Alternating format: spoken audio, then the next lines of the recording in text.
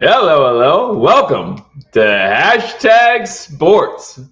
My name is Joe. Thank you for joining me on this edition of Hashtag Sports, where we're going to watch the game between the Buffalo Bills and the Houston Texans. Buffalo 3-1, Houston 3-1. Going to be a great matchup today, and I'm looking forward to calling the action, hanging out with you guys a little bit, having some fun. Hopefully we get to watch the Jets lose a little bit longer. That's always a good time. But the Jets are in the red zone. I'm going to keep an eye on that game. I'll keep an eye on all the other 1 o'clock games. Listen, if the Jets lose again, man, the Bills can really help themselves out with a win. The Bills can really help themselves out with a victory in today's game. Again, thank you for joining me. My name is Joe. If you're new to the channel, make sure you hit that subscribe button, like this video, share this video. This is the first time the Bills have been on at 1 o'clock in a little while. Only the second time this season the Bills have been on at 1 o'clock. I know this is the game that most of the nation is going to see, but there are some spots throughout the country that aren't going to see this game. So share this with your friends. Let them know that we're watching the game. Bills fan 1970 says we need this win. I wouldn't say we need this win. Why would you say we need this win? Again, as you come in here, also over in the chat, let me know your score predictions and let me know where you're watching from. Always appreciate when you guys do that. But why do you think we need this win? To me, if the Jets lose in London, listen, if the Bills lose this game, this is when I would start hitting a little bit of that panic button of, oh, can we beat the good team still? Because, yeah, we are pretty good. Good to see you, D. Robert. We've been doing pretty good against teams that aren't as good as the media and others thought they would be, right? We've been doing good. We beat Miami. We've had some we beat Arizona. We've had some pretty good wins. But losing to Baltimore last week, if we top that off with losing today to Houston, then things get a little dicey, right? But at the same time, if the Jets lose to Minnesota, they did just score a touchdown, however, to bring that within a field goal game, pending on the extra point.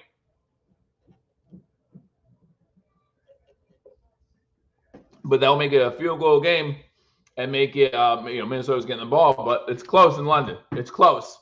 But if the Jets lose that one, it's not a must-win for the Buffalo Bills. And remember, it's all about next week, right? We need to beat the Jets. Overcome some of these injuries, overcome a suspension now. There's a lot of things going wrong in one Bills drive for the Buffalo Bills. Speaking of injuries, let's talk about some of the inactives because the Texans are suffering through some injuries as well at the moment. So let's not act like they're off the hook, but they have some pretty big inactives, and it starts with Joe Mixon. Joe Mixon's the big inactive for the Houston Texans today. Dameon Pierce, one of the other running backs, is also inactive for today's contest. Steven Sims, wide receiver, Titus Howard, Jack Hansen, and Derek Barnett are all inactive for the Houston Texans today. Derek Barnett might be a big one, defensive end, but obviously the big one for the Houston Texans is Joe Mixon. Without Joe Mixon in the game today, they're going to have a harder time running the ball. Even if you think this defensive line without Ed Oliver, without Von Miller, is going to struggle, it's still going to be hard for this Texans team to run the ball. I think it's Cam Akers who's going to be starting for them in today's contest without Joe Mixon. I liked Cam Akers in Los Angeles. However, a few years older now, has been playing backup in the league for a little bit. So we'll see how he does. Bills fans in the Philippines, 27-10, Bills win. We got 35-14 Buffalo. I will give you my score prediction right before kickoff. Remember, this game on Wednesday when Ryan and I did Razor Sharp Picks was a pick'em game. It was a pick'em game. The Vegas said, we don't know who's going to win this one. You guys. Since the injuries, since the suspension of Von Miller, all have come out, the Houston Texans are now 2.5-point favorites to win the game. Minnesota went deep into Jets territory, as completed to Justin Jefferson. Again, Minnesota up by 3, 5.5 minutes to go in that game. Again, I will keep you up to date. Who's watching the Jets game right now? Let me know in the comment section. Are you watching the Jets game right now? If you are, I'll let you guys enjoy it. If not, I will keep you up to date as things keep coming in because I'm watching on my phone. I got it on my phone, and then I'm getting ready for the Buffalo Bills game here. When they have the game, I do not like international games. I am part of the problem because I still watch it, so they get my money just like everybody else. But while we keep watching an eye on that game, I also want to give you, hey, Gary, good to see you. Thanks for stopping by. And again, as you guys roll in here, give me your score prediction. Let me know who you think is going to win this game, where you're watching from, and maybe a bold prediction or two. But here is the Buffalo Bills Game Day roster. The Buffalo Bills Game Day roster brought to you by Buffalo Bills PR on Twitter or X, whatever you call it. Make sure you check them out. If you haven't already, subscribe to their channel over on Twitter.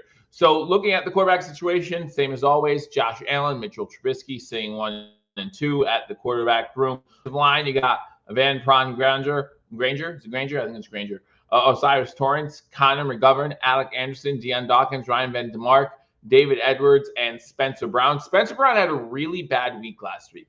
Like a really bad week last week. So I'm hoping to see, and remember, this came off 3 weeks in a row where he hadn't allowed a single QB pressure. Bad week last week. So I'm looking to see him get back into our good graces and have a good game this week. Give Josh Allen time, especially without no Shakir. We'll need some more time maybe to get those receivers open. Going down to our running backs, they have not changed. James Cook, Ray Davis, Ty Johnson, and Reggie Gilliam. 5 wide receivers, no Shakir, Keon Coleman, Curtis Samuel, Mac Hollins, MVS, and Terrell Shavers, who was brought up from the practice squad just yesterday to sub in for Khalil Shakir. Lost my train of thought. Shavers came in. He was a rookie. Did well in camp. Did well in the preseason. Hope to see him shine here today. Again, next man up mentality if you are the Buffalo Bills. And that's really being tested not only in this game, but so far this season. Our tight ends, Dalton Kincaid. Hopefully he has a big game today. Quentin Morris and Dawson Knox. Defensive line, you got Greg Rousseau. Bronson Dean is in for the suspended Von Miller. Javon Solomon, AJ Epineza, Dwayne Carter, Daquan Jones, Dwan Smoot, Zion Logue, who we just picked up this week off of I believe it was the Chargers practice squad. Someone can let me know in the comment section. And Casey Toohill. Linebackers, Nicholas Moreau, Dorian Williams, Terrell Bernard, which is a huge uplift for the Buffalo Bills, getting him back. Joe Andreessen and Balin Spector. Defensive backs, Tamar Hamlin, Kerry Elam, Mike Edwards, Cole Bishop, Brandon Codrington. And again, Codrington is mostly our special teams guy. He's going to be returning most of the punts and kicks. Rasul Douglas, Cam Lewis, Jamarcus Ingram, and Christian Benford, Tyler Bass, Sam Martin, and Reed Ferguson, the guys on special teams. So that is the Buffalo Bills lineup. Again, presented to you by Buffalo Bills PR. If you haven't gone over to Twitter and checked them out, be sure to do that. And again, that is your Buffalo Bills game day roster. You look at the inactives, you got Teron Johnson still inactive. Taylor Rapp, unfortunately, got hurt last week, and he is inactive for the game. Khalil Shakir, that's the big one, in my opinion, because this offense kind of moved with Khalil Shakir, where he would, caught everything thrown his way, made of rubber, so he bounced off tackles. Really going to miss him. Will Klepp, Ed Oliver, and Austin Johnson also inactive for today's contest. But as far as being nicked up, Ed Oliver got hurt Thursday in practice. You want these guys ready for next week. I saw that Teron Johnson was limited, I believe, 1 day in practice this week, so hopefully he'll be ready come next week. You want to get out of this game with a win. You hope you get to win. Also, Vikings have a 3rd and 7, 3:15 to go. Jets have 2 timeouts and the 2-minute warning. Jets down by 7. So this is a big 3rd and 7 for the New York, New Jersey Jets. If they convert it, then they can really start grinding down the clock. And they're also in field goal range, which if they just get a field goal, they're up 6, meaning the Jets would need a touchdown and not a field goal to either win or tie the game. And they're already inside the 25. So big 3rd down here. Sam Darnold in a shotgun, trips to the top of the screen. Darnold gets hit as he throws, and it's incomplete, intended for Jefferson. So they're going to have to settle for a field goal, but the game is 20-17. Make it 23-17. The defense can do what it's been doing all game and hopefully hold. But we all know who's the quarterback for the Jets. Aaron Rodgers has had few game-winning drives in his career. So nothing's over yet there in London. Nothing is over yet there in London. But again, if the Bills take care of business, it doesn't matter. If the Bills take care of business, it really doesn't matter. And this should be a fun game. I'm looking forward to it. I hope you guys are too. I think, to me, this is the best of the 1 o'clock games. I know a lot of Bills fans, a lot of people out in the media didn't know why this wasn't a primetime game. Personally, I think it's because the Bills play 4 primetime games in their first 6 games, and they didn't want to make it 5. It's hard to tell a team they're playing 5 primetime games, 6 games, and that we're already playing back road games, so that would just be another layer to add to the difficulty of this part of the schedule. So you never want to see that. Again, guys, let me know in the comment section your score prediction for today's game. Also, let me know where you're watching from. Really do appreciate it. Give me 1 second here as we get on and see what the Jets and Vikings are doing. See if they make this field goal. This would be a huge field goal. Again, this would make it a touchdown game for the Jets instead of a field game. A field goal would mean nothing in this situation. So I am watching the Jets game on my phone. Again, let me know in the comment section if you are also watching the Jets game as we speak. Gary comes in and says 24-17 Buffalo. He expects a low-scoring game. I expect a high-scoring game between these two teams. They did make the field goal. I missed it, but they did make the field goal, so it's now 23-17, 3:07 to go in the game. Like I said, I'll give my score right before kickoff. But, yeah, I'm expecting a high-scoring game. Both Ryan and I predicted the over in this game, which the over-under is currently set at, I believe it's like at 48 or 49, actually. Give me 1 second. It's 47.5. 47.5 is the over-under for this one. They're showing Derrick Henry, who torched the Bills last week. One rush, his first rush was for 87 yards. So that's the type of game that he had for the Baltimore Ravens. But my keys to victory in this game, and maybe this goes to what Gary said as far as maybe the under hits. Hey, Mom, you got to run the ball. You got to run the football effectively. As the expression goes, if you let James cook, everybody eats. I think that the Buffalo Bills need to open up with the running game. Don't do what happened last week and get down a bunch early. Because remember, last week, James Cook was averaging over 5 yards per carry. The problem was we couldn't run the ball much because the Bills were so far behind for a majority of that game. We saw them start coming back in the third quarter until Joe Brady calls what everyone in Bills Mafia thought was a ridiculous play call. Almost got our quarterback injured. A fumble happened on the play. Baltimore recovers, and the wind was completely taken out of the sails of the Buffalo Bills. Remember, the Bills had stopped the Ravens, got a touchdown, stopped the Ravens, and were driving downfield. We're at midfield with the game 21-10. Anything could happen at that point. And unfortunately, Joe Brady, again, the bad part of learning with these new two young offensive and defensive coordinators, the learning process, sometimes you make mistakes. And, I think Joe Brady would say it's a mistake to do what he did there. 2nd and 10 for the Jets, 2:53 to go. Clock still running. Oh, no, they just got first down. So 1st and 10 Jets, in 2.5 to go, down by 6. They're going to win this game 24-23. We know it's going to happen. They're going to win this game 24-23. You just know what Aaron Rodgers is and what he can do.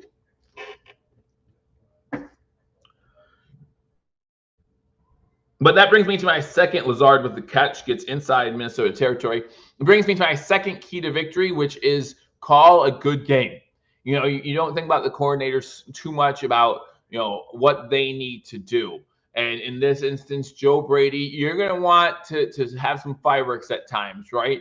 But you don't have the roster to do that. Again, no Khalil Shakir means that Terrell Shavers hopefully gets 3, 4, 5 targets in this game. MVS might have to step up. Again, expect a lot more out of Dalton Kincaid. Keon Coleman, even though his usage rate isn't high, has been pretty successful so far in his rookie season. Use him a little bit more. Utilize the guy that you got the second round of the draft a little bit more and make things open up for your offense, because I believe that Houston's going to come into this game expecting the Bills to run a little bit. 2-minute warning in London. And so they might load up the box. Prove to them that you still have the weapons to pass the ball a little bit. Prove to them that you still have the weapons, and you have number 17, one of the best quarterbacks in the league back there slinging the ball. So that's why it's important for this offensive line to give Josh Allen time, and that's why I think it's important to let James cook a little bit and open up the passing game through the run. even if we can Josh is going to miss not having Shakir Day. I absolutely agree. But again, if you give, and this isn't just a Josh Allen statement, if you give any above average quarterback time, they're going to find an open receiver. And if you give any above wide receiver time to get open, they're going to get open. So I think that if this offensive line is able to produce the way it did in game 1, game 2, game 3, then I think we're going to be fine. I'm going to miss Shakir being out there. I'm going to miss Shakir being out there more than Ed Oliver, because we all know I don't love Ed Oliver the way everyone else in Bills Mafia does. And more than we'll miss Von Miller. I think we'll get plenty of pressure from the outside edge with Epineza, with Rousseau. I think we're going to be fine. We want a majority of last season with Von Miller pretty much being a ghost. So we know how to handle that. We know what we could do. And it's nice to have an 11th guy out there instead of one guy just taking up space being a ghost and the other 10 trying to overcompensate for what he couldn't do. Surprise them and use Dawson Knox. See, I'm hoping that the Bills have some sets where Dawson Knox is in as the tight end, and then you could still have Dalton Kincaid out pretty much as a slot wide receiver. Because again, when he came out of college, that's pretty much what he was. He wasn't a blocking tight end. When the Bills drafted him out of college, he was not known for his blocking ability. That's one thing that was a knock on him. I hope Bills, Joe Brady, and the O-line find success running the ball. Absolutely. I completely agree, and that was my first key to victory. My third key to victory, and this goes to the defense, don't get sucked into Stefon Diggs. Stefon Diggs is probably going to want to demand the ball in today's game. We all heard that the Houston Texans are using this as a rally cry, right? Oh, we need to step up for our boy. We need to win this one for Stefon. All that stuff. Jets have the ball 2nd and 3 at the Vikings 48. Rodgers in shotgun. Brees Hall to his left goes in motion. So now you got 5 wide, 3 to the bottom, 2 to the top. Rodgers with a quick pass out to Lazard, complete for a first down. So now with under 2 minutes to go, plenty of time for the Jets with 2 timeouts to methodically move downfield and possibly get the game-winning touchdown here and put a little more pressure on the Buffalo Bills. This would make the Jets 3-2 if they were to win this game. The Bills currently sit at 3-1, looking to continue to stay up on the division again, especially going into our big matchup against the Jets on Monday Night Football next week. Because if the Bills win that one, they then own tiebreaker against Miami because we beat them earlier this year, and the Jets. So we'll see. It's going to be 2nd and 10. Looks like they went for a deep shot to Wilson. Oh, and he was open too. Rodgers just overthrew him. Is Oliver out? Yes, Oliver is out. On the screen, we have the inactives. Again, Teron Johnson, Taylor Rapp, Khalil Shakir, Yulo Foshio, not sure if I'm saying that correctly, Will Klepp, Ed Oliver, and Austin Johnson. Those are your inactives for today. And we all know Von Miller is out due to the suspension. Shotgun Rodgers looking over the middle, has a completion, and he is number 5 is down at the. Are they giving them the first down? Wilson's down. Are they saying incomplete? They might be saying incomplete pass. What are they saying here? It's 3rd down. No, they're saying 3rd and short. They're saying it was down before the first down, 3rd and 1. Rodgers and shotgun again. 1:07 to go in the game. Going to run the ball on 3rd down, pick up the first inside the 30. I'm scared. I don't want to see the Jets win, but I think they're going to at this point. Which, again, the Vikings let the Jets back in this game. The Vikings were up 17-7 late 3rd quarter and forced the Jets to punt. On the punt, unnecessary roughness, roughing the punter, 15-yard penalty, automatic first down. Jets go down the field and score. I forget if it was a field goal or touchdown. It might have just been a field goal. But to make it a one-possession game again. I mean, they really had the Jets dead to rights pretty much for that spot. Rodgers then is able to go downfield and put up some points for the Jets and make it a one-possession game again. And the Jets have just been able to stay in it. And so if you're a Vikings fan, you really have to be kind of kicking yourself about this one. Again, 1st and 10, 58 seconds to go. Jets have 1 timeout now. Shotgun formation, Hall to the right of Rodgers. 2 wide receivers on the screen. 1 one to the bottom, two to the top. Rodgers looking to throw over the middle, pass deflected and knocked down. He's 2nd and 10. Hey, Buffalo Snowy, good to see you. Again, guys, as you're coming in here getting ready for this 1 o'clock matchup between the Houston Texans and the Buffalo Bills, let me know what you think the score is going to be. Number 55 is the one who knocked that down for the Vikings. Rodgers had a chance to catch it and maybe run, but he's 40 years old, so I can understand why he wasn't about to do that. So we got 2nd and 10 with 54 seconds to go. Minnesota up 23-17.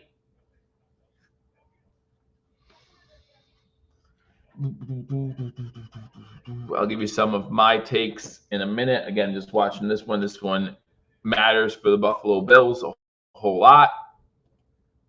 Rodgers hit as he threw. Going to be 3rd and 10, so incomplete pass.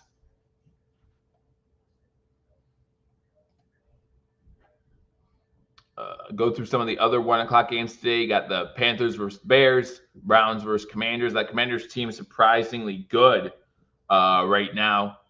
Dolphins, Patriots, that's a big one if you're a Bills fan, even though both teams are in the basement with a 1 win each.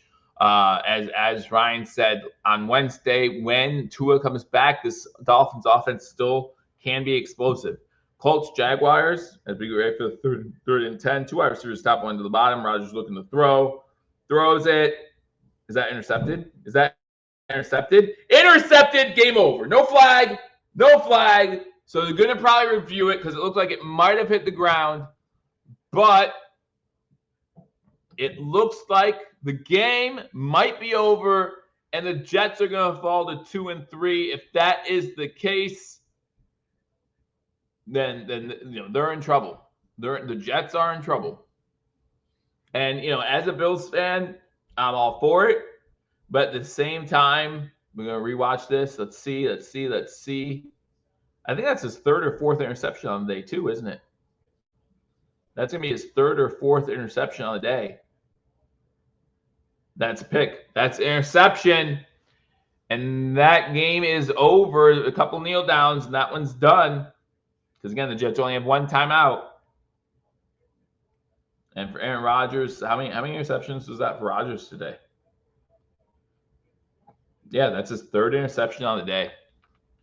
Not the Aaron Rodgers they're used to, but I'm okay with it. It's still the Jets that we're used to getting hyped up before the season starts, just to fall short. Makes me again. So the Jets, again, after a couple kneel downs, are going to fall to 2-3.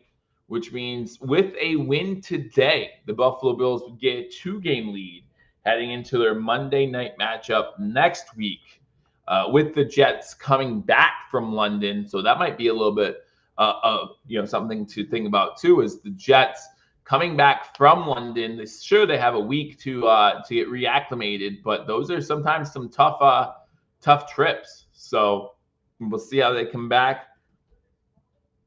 It's not easy in London. It's not easy in London. I personally take very little, and I said this last year I take very little stock into international games as far as rating how good a team is. Now, don't get me wrong, for the Jets, this is a big loss, falling to 2-3. They showed the statistic about the difference between 3-2 teams and the percent of 3-2 teams that make the playoffs compared to the percent of 2-3 teams that make the playoffs. And there's a drop of 23%. So it's a big drop. Don't get me wrong, the record matters, but I don't take any stock in the idea that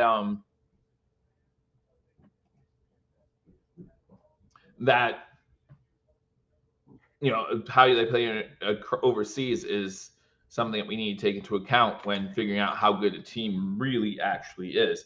There was a scary moment in this game for the Jets as and it is a final. Minnesota officially wins. As Rodgers went down and was slow to get up, actually it was right before that punt where the Vikings got unnecessary roughness on the punter, and luckily he came back in for the Jets. But there was a scary moment there where he was down, holding his knee and not getting up. So it was good to see him walk off the field.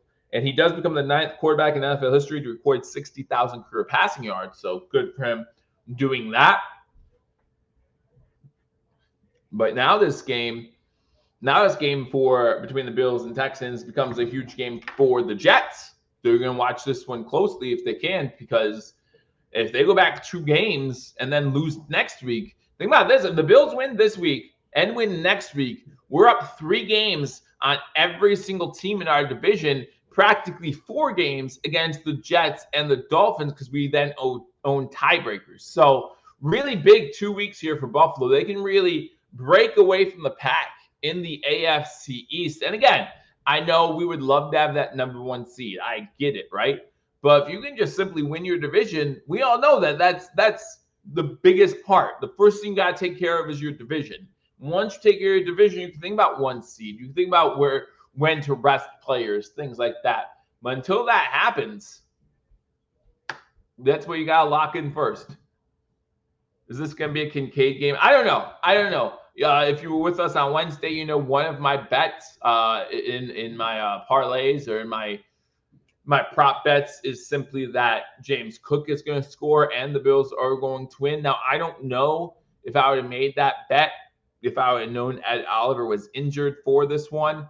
But the Ed Oliver injury and the Von Miller suspension does not bother me nearly as much as the Khalil Shakir injury. And the reason for that is simply Sean McDermott, we have seen throughout his career, whether it be with the Eagles, whether it be with the Panthers, whether it be with the Buffalo Bills, that he has done a lot with a little at times, right? Remember when he came into Buffalo, Preston Brown was our leading tackler. He made Preston Brown a Pro Bowler at middle linebacker. I remember I was on Believers Talk, and I did a video about why I wanted the Bills to keep Preston Brown. Now, we didn't. He went to the Bengals. That's all well and good. He did nothing there. So when it comes to a defensive mindset, and I know that McDermott is no longer the defensive coordinator. I know that Babbitt's defensive coordinator, but you know McDermott's in his ear, right?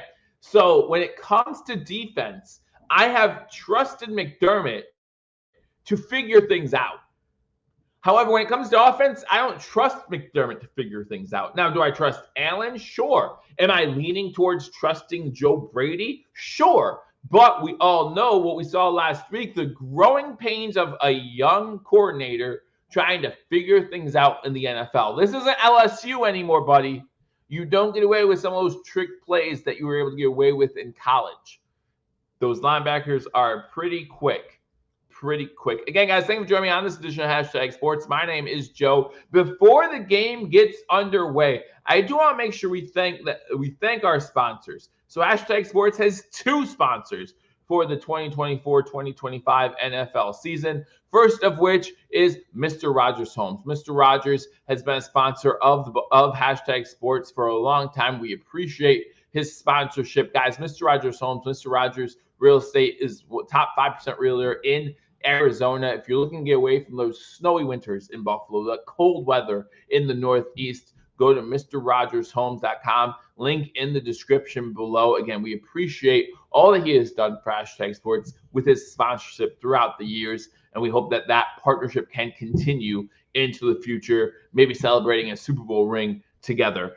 Also, this season, the Hashtag Sports is proud to have BetDSI as a sponsor. What's up, Bills Mafia? It's Joe Sharp here from Hashtag Sports, bringing you all the latest on our Buffalo Bills. Now, you know as well as I do that being a fan isn't just about watching the games. It's about living every moment. And we live every moment here together on Hashtag Sports. And you know I go crazy for our Buffalo Bills. And if you're ready to take that passion to the next level, you need to check out BetDSI. BetDSI has been around for over 25 years, guys. They've done all. They've seen it all. And they know how to treat real NFL fans like us with the best odds, the fastest payouts, and a platform that's as solid as our defense the first 3 weeks, not last week. Whether you're betting on the Buffalo Bills to dominate the AFC East, which they're doing so far, the AFC, which they're up there with the best, or making those crucial live bets during the game, BetDSI is everything you need to make your picks count. And here's something special for our listeners at Hashtag Sports. Just sign up today. If you haven't already signed up today, sign up today using promo code HTAG, and BetDSI will hook you up with a 120% bonus on your first deposit up to $1,000.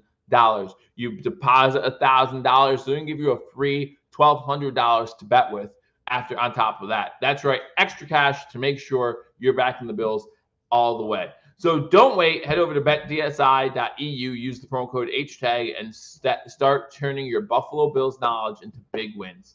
BetDSI, where real Bills fans and NFL fans win. So again, we want to thank BetDSI for their sponsorship and their love for hashtag sports throughout the season. Hopefully we continue that sponsorship as well. And guys, when you do that, not only will you get the promo for hashtag sports, they do a great job promos all season long. I'm using it all season long to get some of the promos that they offer. I just got 3 times my money over there for one promo. Like it's been really great the way they've treated us and the way they'll treat you. So if you haven't gone over there, make sure you do that. Link in the description below as well. 1 o'clock here on the East Coast. Like I said, I wanted to get that in before kickoff. I want to give you my score prediction as well. On Wednesday, I picked the Buffalo Bills to win this game. Since Wednesday, we learned that Ed Oliver is going to be out. Since Wednesday, we learned that Khalil Shakir is officially ruled out. So how does that change the aspect of this game? How does that change this game? And again, I think Josh Allen needs to find MVS early, needs to make sure Kincaid is still a factor, needs to make sure that he finds targets and finds Coleman, whoever it is, try to stretch out this field, because I really want to see James Cook have a great game. And in order to do that, we need to get some of those guys out of the box for the Houston Texans defense. So maybe set up the pass, use the pass early, set up the run the ball efficiently and effectively, call a good game. If you're Joe Brady, make sure you're calling a good game. Josh Allen does get the ball first, so Josh Allen and the Buffalo Bills offense will start this thing off. So we'll see what that offense looks like. My third key to victory, again, as I said, you want to make sure that from a defensive standpoint, you don't want to get trapped in this. This is a Stefon Diggs game. You want to make sure they have great targets, right? The Houston Texans have great targets on offense. So don't just zone in on Stefon Diggs to make sure he doesn't beat you, because there are plenty of other guys on this Houston Texans team, even with Joe Mixon being out, who can beat you. So those are my 3 keys to victory as we get ready for the kickoff. For this game, I do think the Buffalo Bills are still going to win this game. I think Josh Allen figures out a way to win it. I think we see a little bit of beast mode Josh Allen in this game, and he takes over at some point. I think that leads to good things. Maybe he has another turnover in this game. Again, right now, the only starting quarterback, I believe, without an interception. And I think the Buffalo Bills win this game 31-27. That's my score prediction for this one. As the kicks in the air goes into the end zone, the Bills will start at their own 30-yard line. So Buffalo will start 1st and 10 at their own 30. Josh Allen comes out again, looking to start off with, let's see something more out from his offensive line than what we did last week. Go ahead and show this here, guys, for you. Again, I will try to keep the score up there, and I will keep you up to date on all the games around the league as this game goes on. Commercial breaks, I'll let you know who scores. Chris Strand comes in. Hey, Chris, Bills by 50, he says. Shotgun formation, James Cook to his left, now moving to his right. Bills moving from right to left on your screen. James Cook gets the first carry. He gets about 7 yards for the Buffalo Bills. It's going to be 2nd and 3 for the Buffalo Bills. That's a good start for James Cook and this Buffalo Bills offense. If this offensive line can continue to push forward on those running plays and make sure James Cook doesn't get touched for the first 3-4 yards, it's going to be a good day for this Buffalo Bills team. And again, the offensive line for the Buffalo Bills able to do that through the first 3 games. We do have an injury on the field for the Houston Texans early in this one. I'll let you know who it is as soon as I see the number.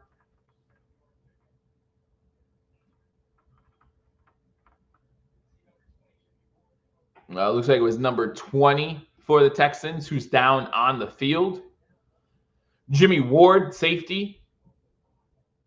Looks like it's friendly fire as he comes in for the tackle. Looks like one of his when he lowers his helmets.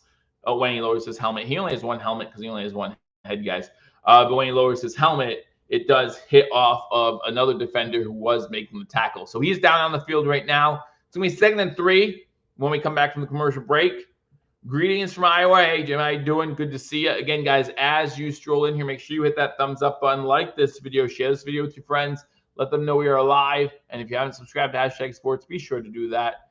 It really helps out the channel, and we really do appreciate it. So please be sure to do that. Unfortunately, already at first play, injury timeout. We will go through some of the other games. Probably not too many scores yet, as this game just got underway. Miami Dolphins, New England. Miami has the ball in New England territory already. The Panthers are playing against the Bears. The Panthers have the ball at their own 35-yard line. 4th and 5, they're going to punt. The Colts are in Jacksonville territory. 2nd and 5 at the Jaguars' 34-yard line.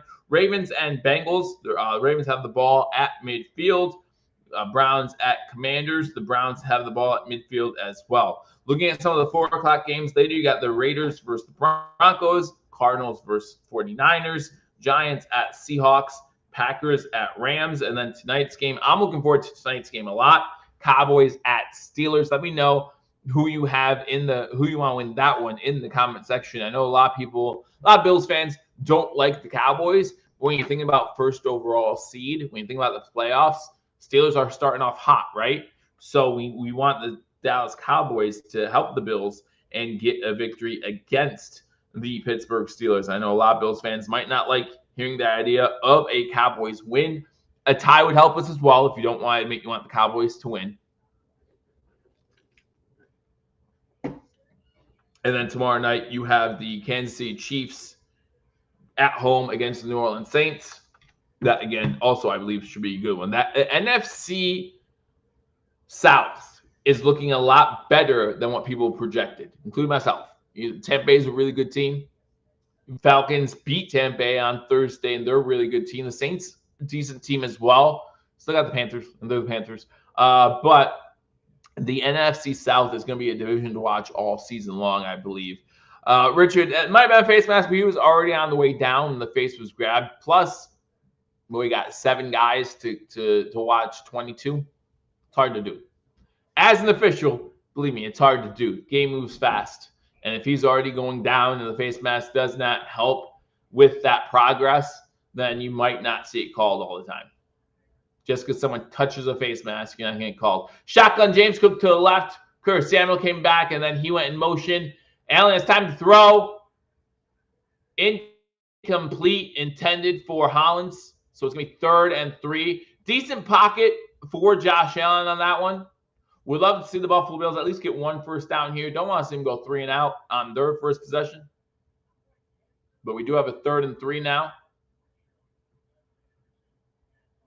See, so here's the thing. So you see that comment right there. And yet just last season and during the offseason, a lot of Bills fans were like, oh, we need to go in motion more. We need to have more men in pre-snap motion. Can't have both ways. 3 wide receivers top of the screen, 1 to the bottom. James Cook in the backfield. James Cook was open for a minute. Josh Allen rolling out. Josh Allen looking downfield. Kincaid incomplete. Kincaid looking for a flag. None to be had. He thinks number 23 was holding him down the field. But it's 4th and 3. Didn't want a 3 and out to start this game off.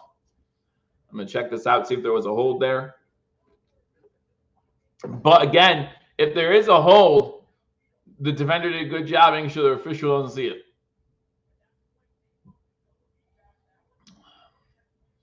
Not a fan of 3 and outs. Not a fan of 3 and outs. Martin back to punt. Man, you know, the Bills special teams has not been great this season.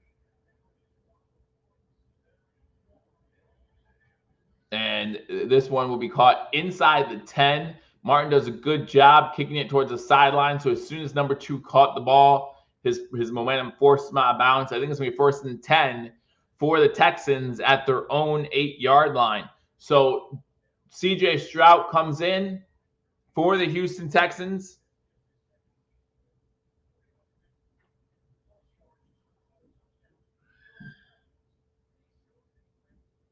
$14:21 to go in the first quarter. This will be Houston's first possession. The Bills got the ball first, went 3 and out. Single set back for the Houston Texans again. Mixon out for this one. Pressure coming. They set up a screen. Picked up easily.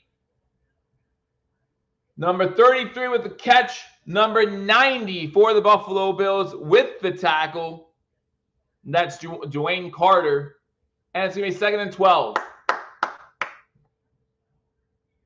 2nd and 12. Again, if you weren't watching earlier, the Minnesota Vikings did beat the New York, New Jersey Jets. The Jets fall to 2-3. The winner of the game between the Dolphins and Patriots will be 2-3. The loser will fall to 1-4.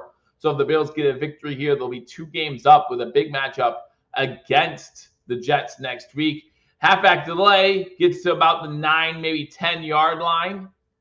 Number 33 for the Texans on the carry. It's going to be 3rd and 8. Big 3rd down. Big 3rd down. Let's win the field position battle early.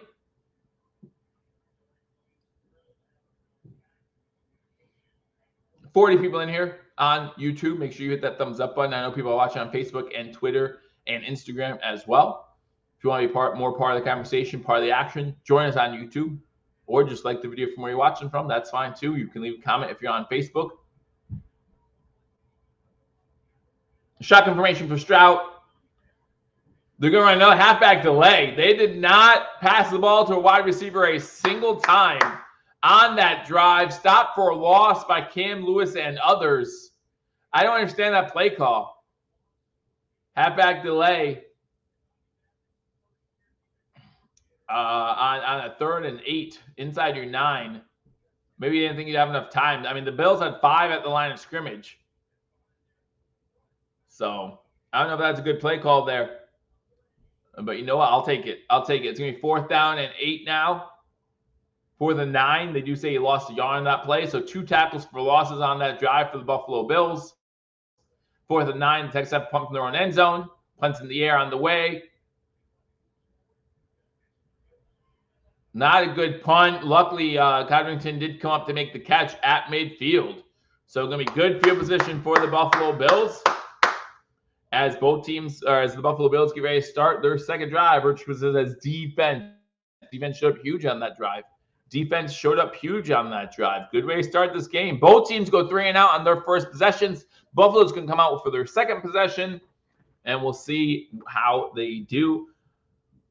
Bills gained 7 yards on 1st down with a James Cook run up the middle on their first possession. Passed on 2nd and 3rd down, both incompletions.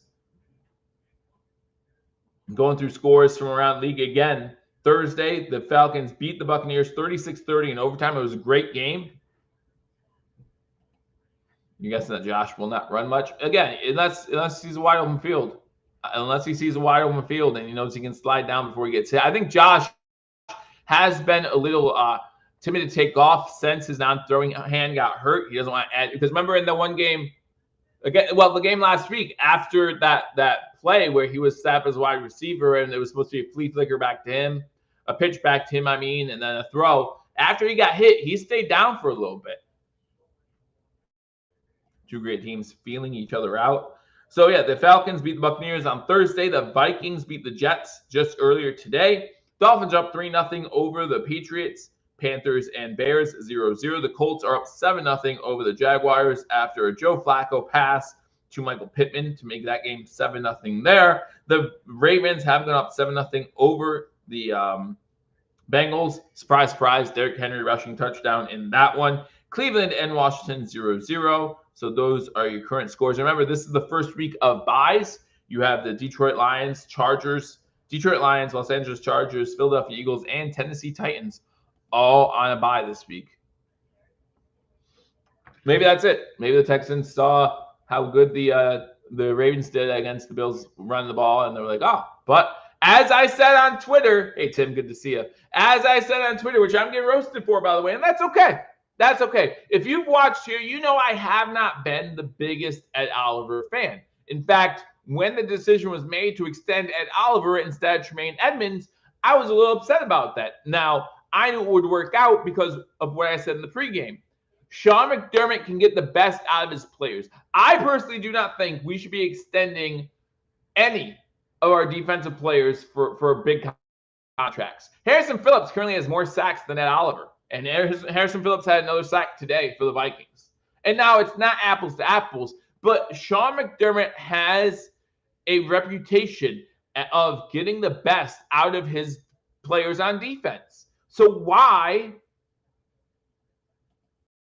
Thanks, Tim. Appreciate it. So why would you overpay defensive players? I'm not saying that Albert's not a good player. I love him. He's great.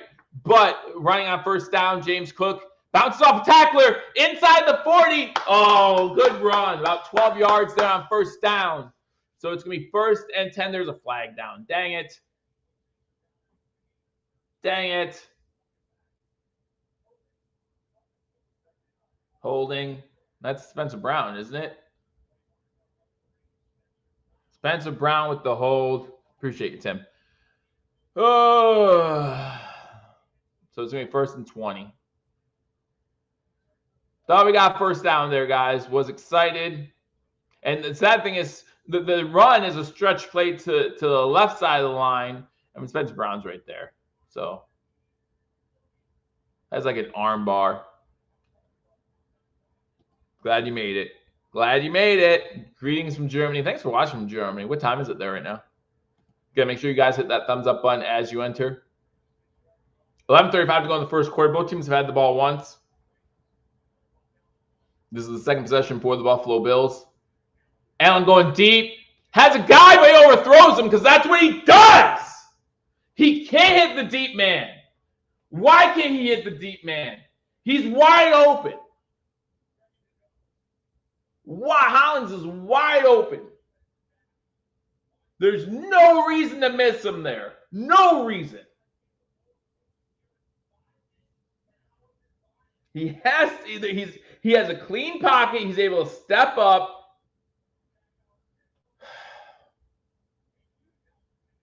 That's a touchdown. 2nd and 20. 2nd and 20. 1:15 in the Philippines. I appreciate you joining us from the Philippines as well, early in the morning.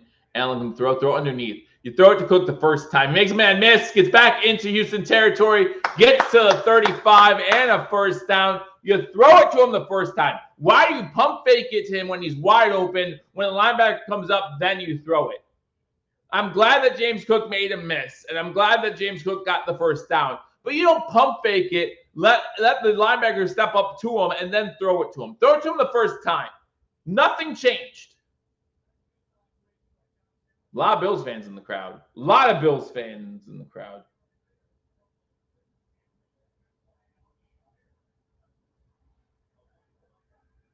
He overthrew him. It might, like, Hollins might have had like an outstretched hand on it. Stretch play to the right. Cook gets about 10, 11, 12 yards, and he's forced out of bounds. James Cook cooking early. Cooking early. It wasn't just overthrown. It was also thrown closer to the sideline than where Hollins was. And maybe that could be because of Hollins. Hollins could make a mistake there. But you have to lead your receiver towards the middle of the field. You can't have him looking backwards, trying to reach out for the ball. It was not a good throw.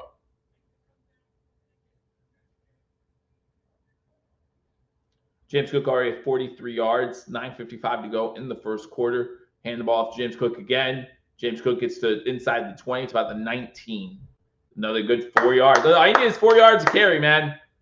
All you need is 4. It's not explosive. It's not fancy. But when you're looking at a team like the Buffalo Bills right now, with the injuries to Shakir, with the injuries on defense, controlling the clock, gaining 4 yards of play, that's plenty.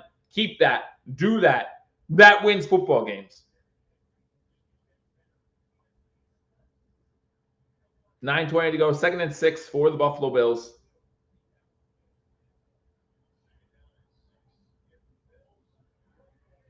Another run play inside short of the 15-yard line to the 16. Gain by another 4.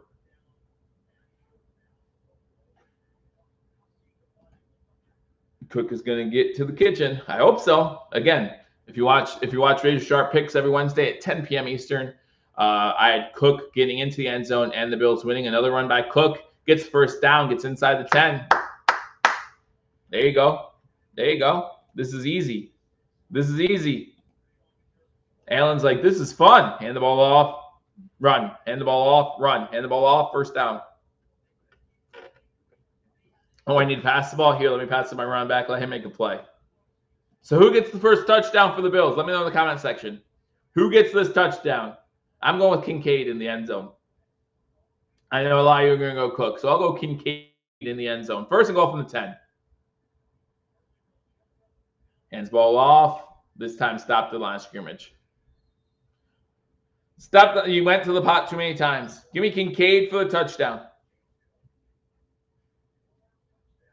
I know a lot of people will say Cook, but I think the defense is gonna crack down on Cook inside the 10-yard line. He's out of the game right now. Second and goal from the 10. And it's gonna set up Kincaid. Set up Kincaid or Coleman maybe. But I'll stick with Kincaid. Callie says Coleman. Let's see. Shotgun formation. 5 wide. 3 to the top, including Kincaid. 2 to the bottom. Looks like Hollins and Coleman at the bottom. Fake it, and then he's going to get sacked. The offensive line did. It was supposed to be a screen. It was supposed to be a quick screen, and Allen, again, pump faked it for a quick screen. You can't do that. So it's third and goal from the 15-yard line. Third and goal from the 15. It was supposed to be a quick screen out to Samuel. I don't know why he doesn't just throw it here. Throw it. Throw it to Samuel because you do not have time. Your offensive line thinks you already let go of the ball, and they're getting out to try to block downfield. I don't know if there was a hand in his face. Third and goal. Shotgun. 5 wide. 3 to the bottom, 2 to the top. False start on Buffalo. So now it's third and goal from the 20.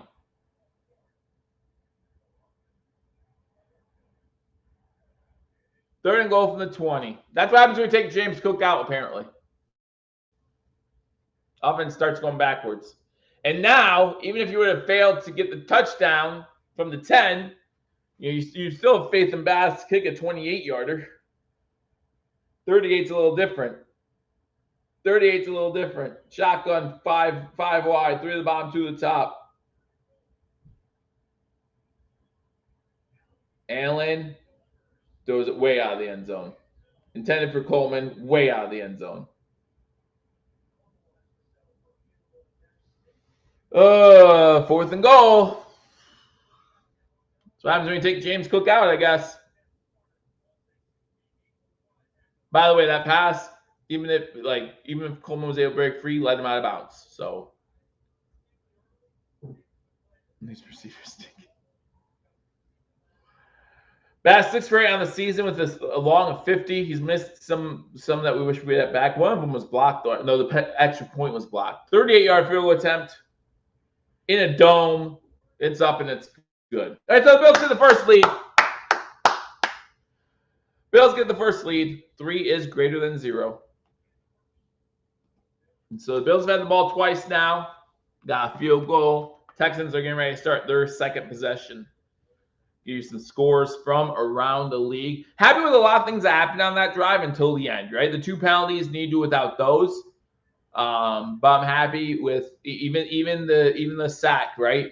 Some believe that Josh Allen made the right decision as far as hands being in his face. I saw one commenter say that the safety read it, and so maybe he made the right decision by doing the pump fake. Unfortunately, in a quick screen, even if you make the right decision there, the defense is on you quick. So there's just nothing you can do. So the Dolphins are still up 3-0. New England has the ball in Miami territory in field goal position on 3rd and 2. Carolina and Chicago tied 7-7. Williams with a pass to DJ Moore for a touchdown, and Hubbard with a touchdown for the Carolina Panthers. Colts up 7-0, and they have the ball.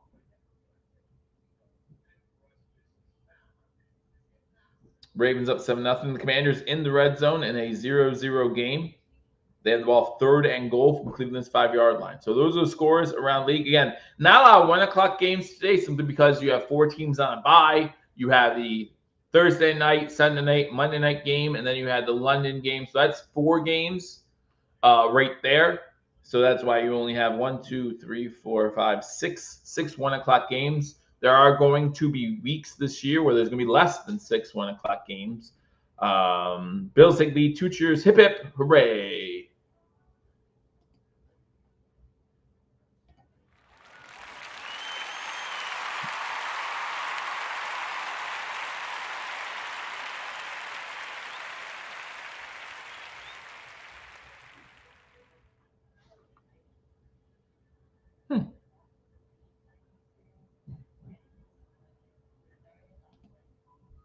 Okay, so the Bills do get on the board. No, that's not what I wanted to do. Jeez.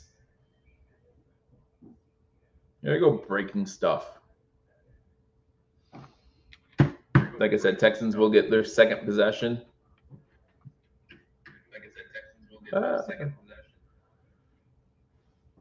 Josh is 1-5. That 1 for 5. That ain't right. No, it is not right. It is not right.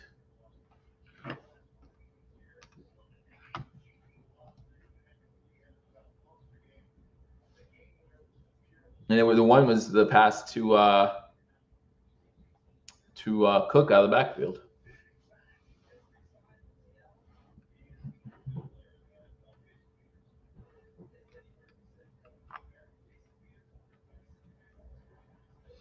Kick by Bass into the end zone. So they're going to start this drive. Much better field position than their first drive. Remember, their first drive started inside the 10.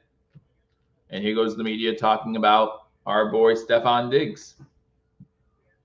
Here comes the media talking about Stefon Diggs, trying to make a story where there's not. Trying to make a story where there isn't one.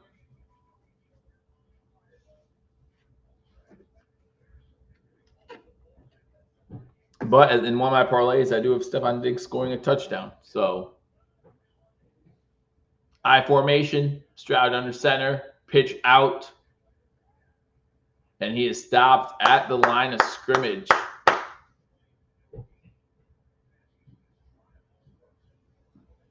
Agambawa with the carry for the Texans.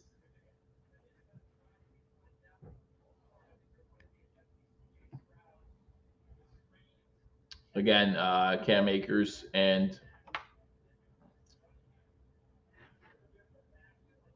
Cam Akers is listed as a starter, I should say. Single set back, Stroud under center. Again, the Texans moving from left to right.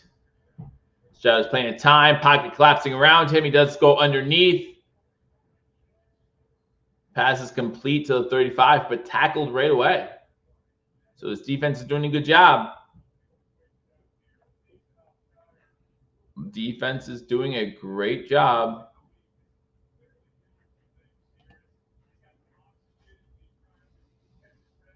It's 3rd and 5, 5:20 to go in the first quarter. Aaron Rodgers did throw 3 picks, and one was a pick 6. You are correct. Not looking great. Not looking great. Shotgun formation. Pressure coming. Oh, but it came from the same side where the run back went, and he's going downfield into Buffalo Bills territory. Number 33 with a catch and run.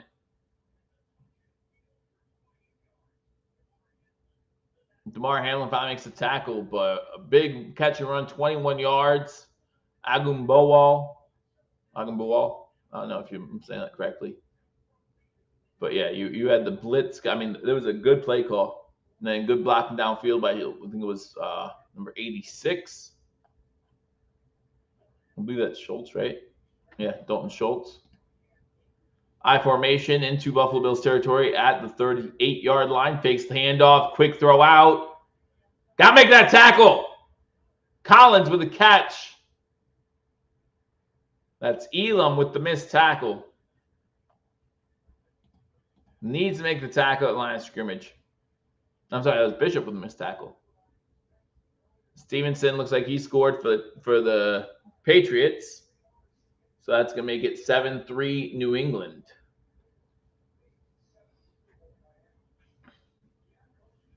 Okay. 1st and 10 again for Houston. Moving downfield. Now at the 26. Shotgun. Hands the ball off. Akers gets 10 yards. Holy. So it's going to be 1st and 10 inside the red zone. Hamlin with another tackle. When Hamlin's making tackles on running backs, it's not a good thing. When Hamlin's making tackles on running backs, it's not a good thing. 1st and 10, 3:15 to go in the first quarter. Both teams doing a lot better on their second drives than they did on their first. Both teams going 3 and out on their first drives. Bills move successfully downfield. Penalties got the better of them inside the red zone. I formation, easy touchdown. Easy touchdown for Cam Akers. Walks into the end zone, and it's 6-3. Extra point pending. Wow.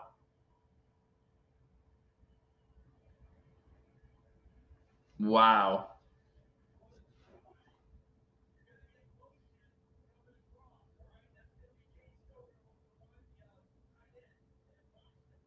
That was way too easy. That was way too easy. There's no one touched him. No one touched him. With 2:55 to go in the first quarter, Houston Texans take a 7-3 lead. All right, well, got to figure something out there. You let on 2 plays this drive, you let Dalton Schultz be the lead blocker, and obviously Dalton Schultz is a good lead blocker because he did really good there on that one, getting in the hole first, and he did well on the screen play where he blocked downfield. So 7-3 Houston here in the first quarter. At some point, Allen's going to try to take over in this one, I think. And we'll see if it's good Josh or ill Josh. Scores from around the league. Again, the Patriots just scored a touchdown to go up 7-3 over the Miami Dolphins. Miami has the ball. They are already at midfield in that one. Carolina and Chicago still 7-7. The Bears got the ball first and 10 at their own 20-yard line. End of the first quarter, the Colts are up on the Jaguars 7-0. The Jaguars still looking for their first win. Looks like Joe Flacco is in the game for the Colts and not Richardson. The Ravens up 7-0 still over the Bengals. Bengals have the ball at their own 42-yard line. And the Commanders unable to score from inside the red zone. They have the ball 0-0 at Cleveland's 21-yard line, 3rd-9. Again, tonight, 4 o'clock games, you got the Raiders at Broncos, Cardinals at 49ers, Giants at Seahawks, and Packers at Rams.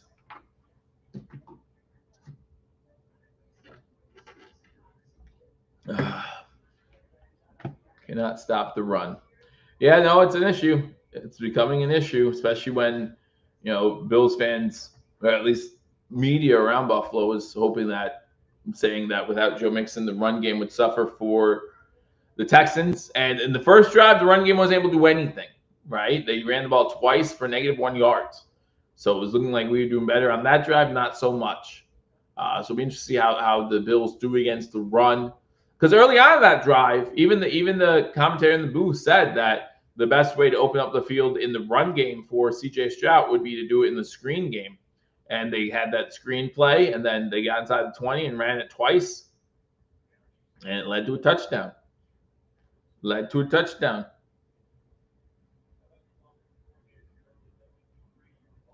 Buffalo going to get the ball back, though. Let's see how they respond.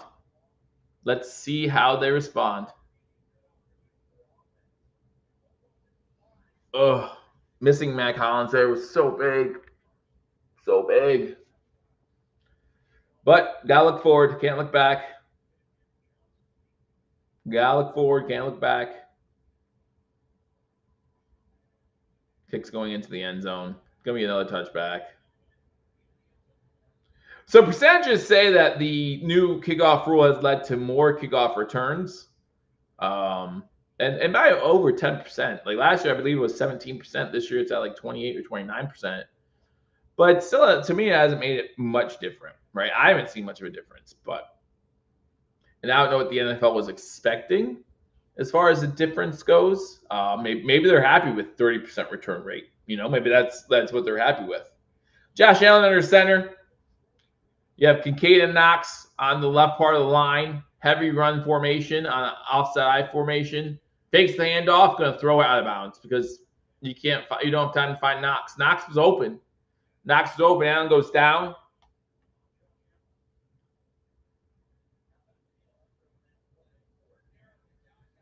I mean, they looked good on the first drive, right? The defense looked great on the first drive, but then the second drive, yeah, not as much. Josh Allen 1 of 6 for 24 yards.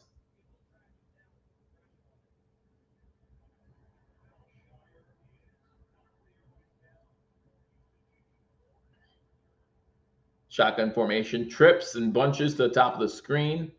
They hand the ball off to Cook. Really, the Bills' only offense so far, and he gets maybe about 4 yards. Robinson with a touchdown for Washington to put them up 7-0. So it's going to be 3rd and 6 for Buffalo, 2:30 to go in the first quarter. Again, make sure you hit that thumbs up button. If you're new, hit that subscribe button. Don't forget to use BetDSI for all your sports bets this season. Help out those who are helping us, or help us. One or the other. All the same. 3 wide receivers to the top. No, 4 wide receivers to the top, to the bottom. Holland goes in motion, false start. I think that's a false start on Knox. I think that's going to be a false start on Knox. I think we have false start on Knox. The officials came together to talk about it, but I think we have a false start on Knox.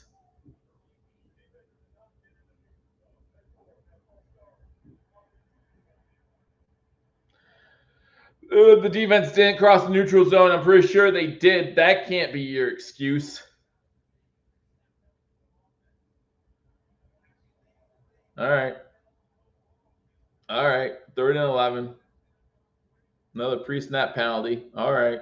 Here we go. 3rd and 11.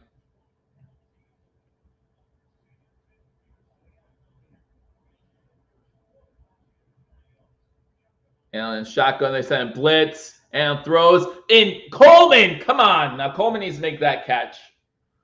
We need Coleman to make that catch. Incomplete, 4th and 11. Here comes the punt team. Wow. Coleman needs to make that catch, get his feet down. He went and had his feet down anyway. His first foot would have been out of bounds. 4th and 11 from the 29. We're going to punt. And it's going to be a returnable punt, too. So that's always scary the way our special teams have been playing so far this year.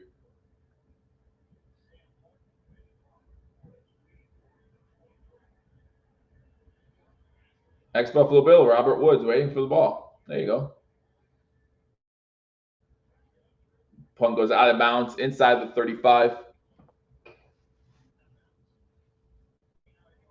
Second 3 and out for the Buffalo Bills on 3 drives. 7-3, 1:43 to go here in the first quarter as C.J. Stroud and the Houston Texans look to get back on the field and continue their momentum from that last drive that ended in a touchdown for Cam Akers.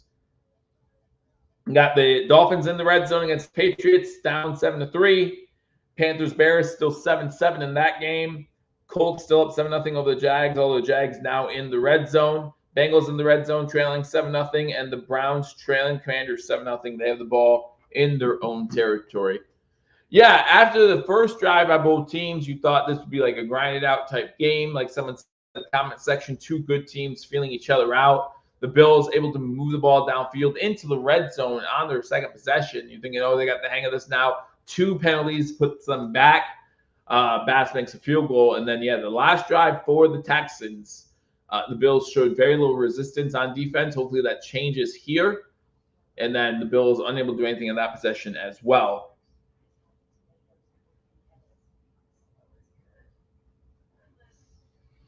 Obviously, it obviously goes without saying, we said in the pregame as well, that the Buffalo Bills missing Shakir right now.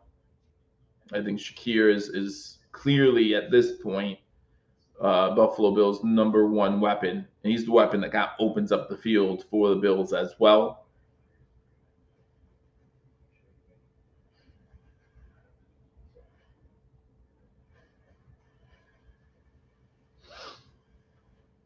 Yeah, I'm not sure if it's the receivers or Josh missing either. Maybe a little bit of both. Again, even if Coleman catches that one, I do believe that Coleman needs to know where his feet are. But even if Coleman catches that one, his first foot is already out of bounds. So it wouldn't have been a catch anyhow. But he needs to know where his feet are. He needs to come out of a break a little bit faster too. He was slow coming out of that break. I don't know. We'll see how they handle this drive, how the defense does on this drive. Come back from commercial break.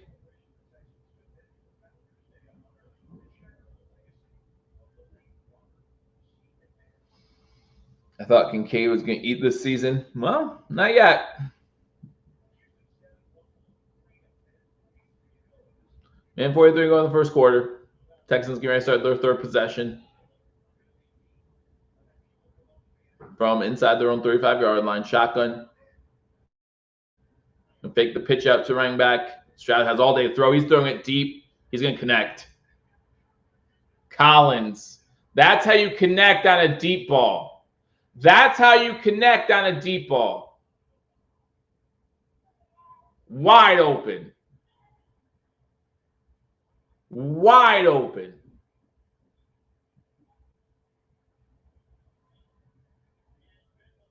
That is how you connect on a deep ball, Josh.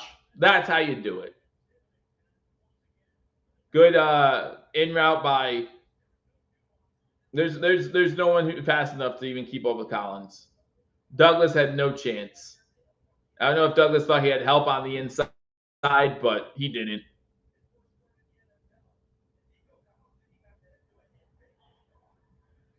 Storm, there's been between Knox and Kincaid, there's been 3 pass attempts to him. There's been three plays clearly designed to go to our tight ends that just haven't developed.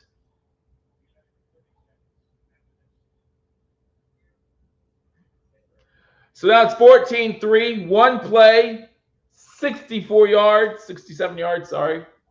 And it's 14-3. Could be a long day, guys. Could be a long day. But it's still in the first quarter. Bills have plenty of time to answer. Bills can figure this thing out. Again, growing pains of a young offensive coordinator. Let's see how he, develops, and let's see what he does now that we're down 14-3 here. Who's in the blue tent? Who's in the blue tent? They just showed a picture of the blue tent. Who's in there?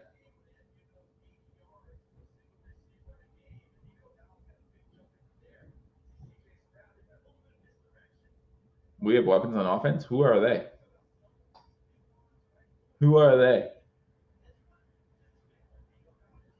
Kickoff goes into the end zone. Nope, it's going to be returnable from the 1. Codrington to the 20, to the 25, to the 27. And that's where the Bills will take over. 1st and 10. Need some sort of response here, Buffalo, and not a 3 and out. Not a 3 and out.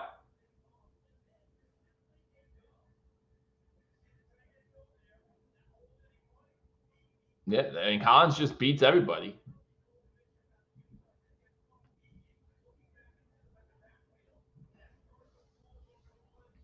Well, right now, our elite QB is what? 1 of 9? 1 of 7? Cook in the backfield. Gets the handoff. About 2 yards, maybe 2 yards. Runs straight into the middle of a pile. All right. We need to get Josh going. Easy completion here. We need easy completion here. That's it. That's it. Just an easy completion.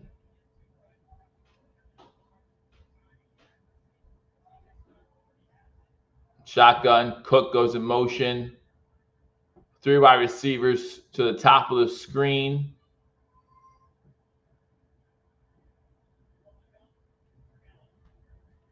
You have an easy completion, Allen. Take it. No, he's going to run. He's going to run, and he's going to get the first down. Was that fumbled in bounds? What is going on? Was Allen out of bounds when he got hit?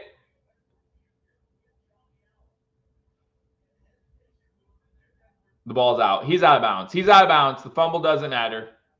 Still needs to hold on to the ball, but the fumble does not matter. Definitely out of bounds with the ball, with possession.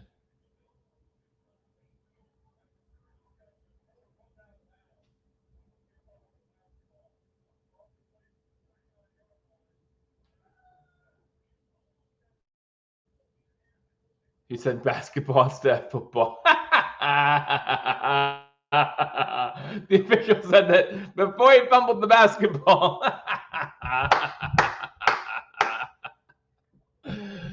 These guys are so smart. The Bills have to run at least one more play in the quarter. Here's a first down.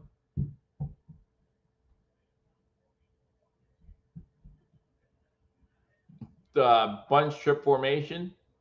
The bottom of the screen. Cook in the backfield. Cook gets the ball. Well, one team that has done a better job with the run defense since the first drive. Everything just looks hard for the O. Maybe. In the first quarter, Houston up 14-3. Buffalo has the ball. CJ Stroud with a passing touchdown. Cam Akers with a rushing touchdown. Man. What stings about this, too, is not only would, and again, first quarter, I'm not saying we're going to, I don't know, but we would lose back-to-back games to AFC teams that right now look like they're going to be the division winners. So tiebreakers out the window, right? Tiebreakers out the window. You're already losing to the Chiefs in the standings. So if the Bills win the division and lose this game, is it 4 seed for us? But again, still way too early. Way too early. 3 quarters left. We got this. Offense moving ball a little bit on this drive. Just got first down, so that's something. Miami has the ball still trailing New England 7-3 at their own 20-yard line. The Bears just scored a touchdown to go up 14-7 over the Carolina Panthers. Johnson with the rushing touchdown. Jaguars score a field goal. They're trailing 7-3. Colts have the ball. The Bengals and Ravens are tied 7-7, and the Washington Commanders have a 7-0 lead at the end of the first quarter over the Cleveland Browns. Again, guys, thank you for joining me on this edition of Hashtag Sports for the game between the Buffalo Bills and the Houston Texans. My name is Joe. If you're new to this channel, be sure to hit that thumbs up button, like this video, leave a comment, and subscribe. Why do they look terrible? Well, no Shakir. No, on offense, no Shakir, and that changes a lot for this Buffalo Bills team. I mean, we haven't even, and we weren't expecting to call his name much, but we haven't even seen Shavers on the field. At least I haven't. I don't know if someone else has, but I haven't even seen Shavers on the field right now. If you weren't watching earlier, the Jets did lose to the Vikings, dropping them to 2-3. So the Bills, from a record standpoint, are in the same position they were last week, where a loss still keeps, even with the loss, they still stay on top of the AFC East with a huge showdown next week against the Jets. Nico Collins is the one in the blue tent. I don't understand why. Why? What? He came up gingerly, they said? Huh. Well, hopefully he's all right. 2nd and 9, shotgun. Cook goes in motion. Samuel wasn't even ready. 3rd and 9. I wanted an easy completion, and it was set to be an easy completion, and Samuel wasn't even ready. 3rd and 9. 3rd and 9.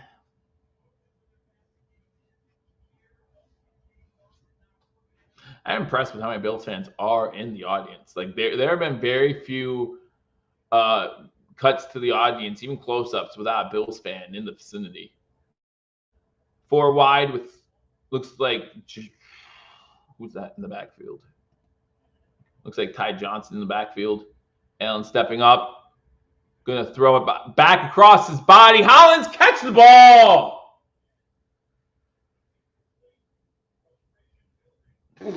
Allen now 1 of 10. Is that right? Collins is wide open. 1 of 9. Collins is wide open. Hollins is wide open. I don't know why I keep saying Hollins. Hollins is wide open. Jeez.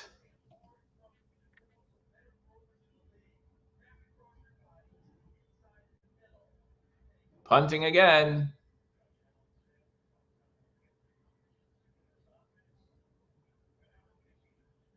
False start. False start.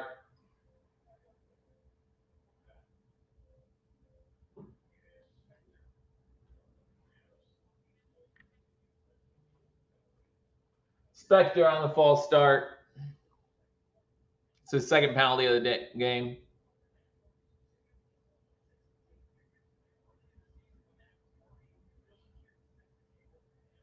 Four penalties for 25 yards for Buffalo. No penalties yet for the Texans. Martin into punt again. Woods fields it inside zone 5. Don't know if I like that decision. Gets it inside, gets it to like the 19. I don't know if I like that decision at all if I'm Houston. Why would you field that inside the 5? That's dangerous. Stroud coming out for the offense. And again, since that first drive, this offense really, on the last 2 drives, clicking. Now, Collins isn't coming out. He's still in the tent, but they'll probably be able to move the ball pretty well without their number 1 receiver. They still got some pretty good weapons out there. Still got some pretty good weapons out there. Bills trailing 14-3. Looks like Nico Collins is going back to the locker room. So that can't be good. Can't be good. Miami has the ball in their own territory, still trailing. Oh, first down already happening. Wow. And it's a run play up the middle, stuffed by the Bills defense.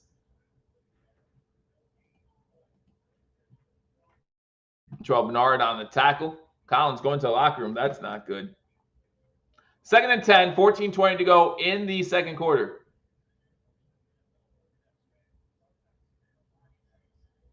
Need a big stop by this defense here. Need a big stop by this defense here.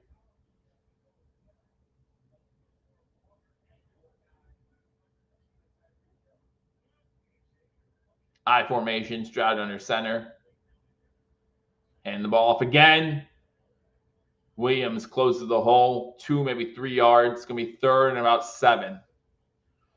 The hole opened up, and it looked scary for a minute.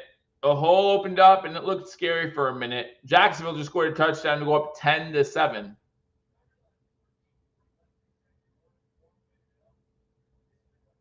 Looks like A-Chain's out for the game for the Dolphins with the concussion. 3rd and 8. Long way to go. Come on, stop him here. Stop him here. Shotgun. Bills rush 4. Completed. Diggs with the catch. Stefon Diggs with a first down. No one's there. No one's even covering him. I don't know why Lewis didn't go to him.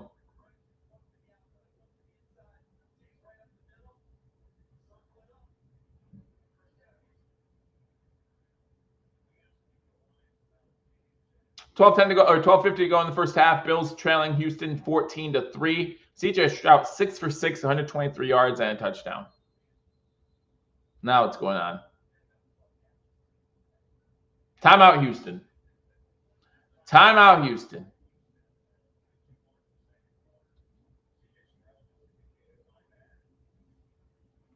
I don't know if Patriots must have just got turned over because now the Patriots are in the red zone. Glad you're spending your lunch with us. Make sure you eat something. Make sure you eat something. Looks like we have an 85-yard pass to Thomas for Jacksonville. And that's how Jacksonville gets a touchdown to go up 10-7.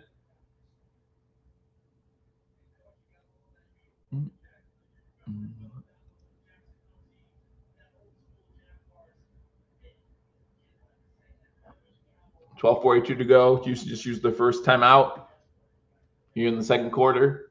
And again, Houston will get the ball started second half too.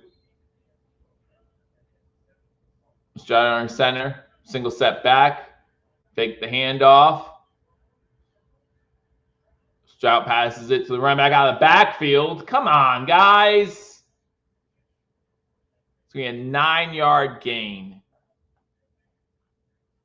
Tank Dell with the catch. Wow. Rousseau does a good job hitting Dell in the backfield to get him off his line, and the defense still can't get there. Defense still can't get there.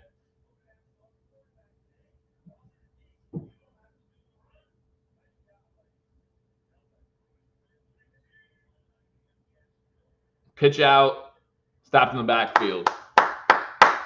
So it's going to be 3rd and 2. Carter again there on the tackle. 3rd and 2.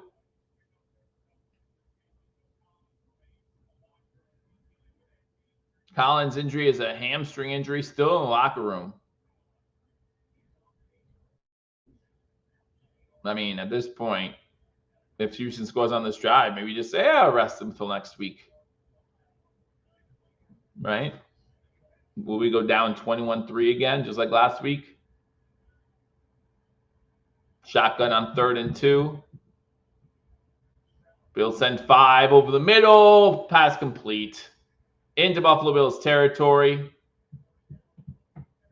Dell again with the catch. Just no answer right now. No answer right now. And this is why I was hoping it'd be a high-scoring game, because I knew Houston would score points.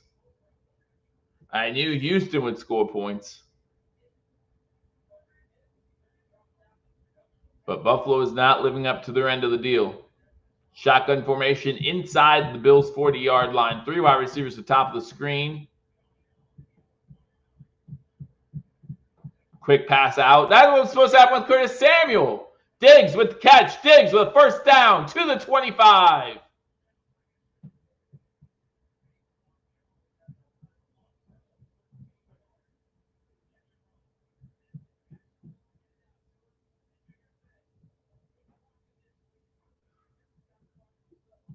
So it's going to be first attempt from the 25. That was supposed to be what was supposed to happen with Curtis Samuel.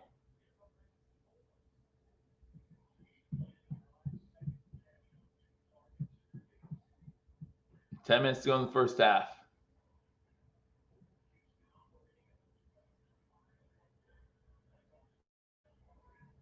Stroud 9 for 9 for 164. Run the ball on first down, maybe a yard. Allen 1 of 9, Stroud 9 for 9. That's a story you need to hear. That's a story you need to hear. 2nd and 9. The Houston Texans already had to waste the timeout due to the fact they weren't ready to go with the play clock winding down. That time they got the snap off with 1 second. You can see the coach upset about that. Got to be upset about something. It's not about the way the offense is moving the ball, because they're doing that pretty efficiently. Going to be a reverse. Well read by Buffalo. Tank Dell down for a loss. Well read by Buffalo. Benford holding his line. Good job by Benford, making this 3rd and long. And we've seen plenty of times the Bills have given up 3rd and longs before, so I'm not too happy yet, but 3rd and long. I never understood that. I really don't. You're up 11. You're moving the ball significantly well, and you go for a trick play. I don't get that. Shotgun 3 to the top of the screen. Quick wide receiver screen, which worked for Baltimore so well last week. And it's going to be short of the first down. It's going to be 4th and about 1. That's going to be 4th and 1. It's going to be just short. But, man, those running back screens killed us last week too. The defense needs to do something about those running back screens. 4th and 1. Bill stopped him.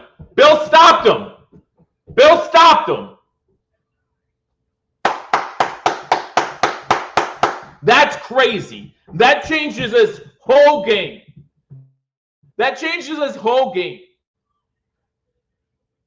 Wow.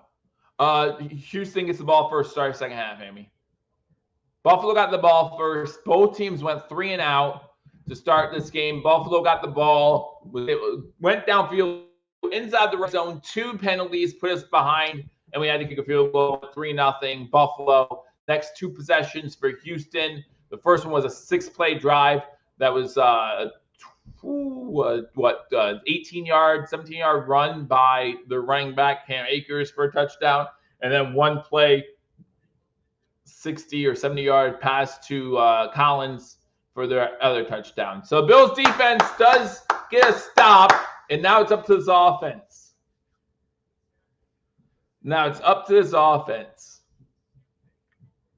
Big stop by Buffalo's defense. They haven't done much right today. Big stop there, though. New England did not score with the ball in the red zone either, so New England still up 7-3 over the Dolphins. The Panthers trailing the Bears 14-7. The Colts are in the red zone, trailing the Jaguars 10-7.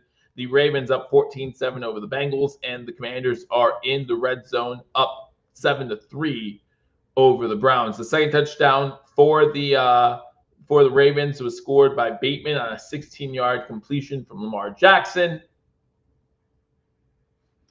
8 minutes to go. Let's go. It's all right, Amy. I understand. People want their cake. In fact, I believe my family is taking cake over to my niece's house, who celebrated her birthday yesterday. So she's not watching, but happy birthday to her. Quick shout out. All right, let's see if this offense can do anything, because they haven't done anything yet. The only person who's done a resemblance of anything is James Cook. 9 carries for 39 yards, 1 reception for 24 yards. It's the only offense the Buffalo Bills have shown so far. So let's see if the Bills can do anything here. Could this be a spark? Absolutely, it can be the spark. Like, it's not a turnover, like a interception or a fumble recovery, but you're taking points off the board. Houston could have had points there. They could have made it 17-3, right? They could have went for the field goal. Instead, they do a hurry-up offense, try to catch the Bills napping. Didn't work out. So the Bills stopped points from getting on the board. And the Texans were in territory to score points. You know, you kick a field goal there and make it 17-3. And although I think if the Texans kick a field goal there, you know, momentum does kind of come back a little bit. It's still in Houston's favor, up two touchdowns. But I think it's more back to, you know, instead of what I thought was close to 70-30 momentum-wise before that play, you know, 55-45. But here, this puts all the momentum back on Buffalo's side of the ball. Fakes handoff. That would have been a fumble, so good catch, but it's stopped for a 2-yard loss. But unfortunately, this offense can't do anything. But it's a completion. 2 for 10 for 22 yards. 2 for 10.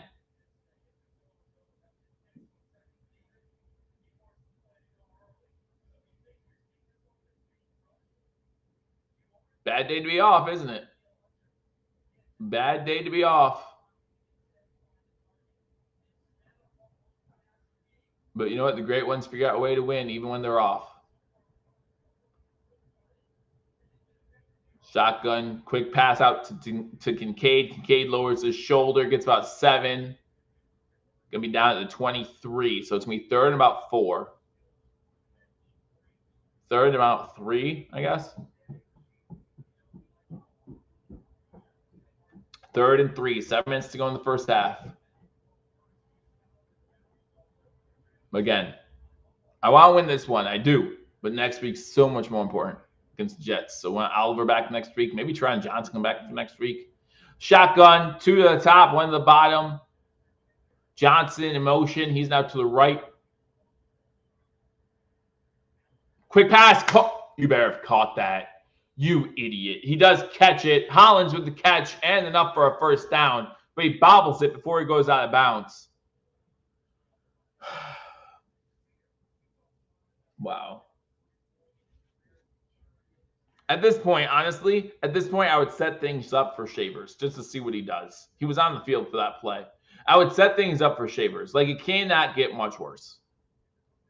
Let's see what he does. Single set back, Cook in the backfield. He gets the carry. Has a hole. Good job by number 0 of the Texans, Al-Shear. Because they come out a bigger carry. It was about a 5-6 yard gain there. Could have been much bigger if he doesn't make that tackle. 2nd and 6. 2nd and 6 for the Buffalo Bills. Shotgun. Cook to his right. 2 wide receivers to on the screen, Coleman and Samuel. Cook gets the carry. Don't bounce that out like that. No gain on the play. No need to bounce that out like that. There's no need to bounce that out like that. Just move forward. North to south running. North to south running. It's what you need to do.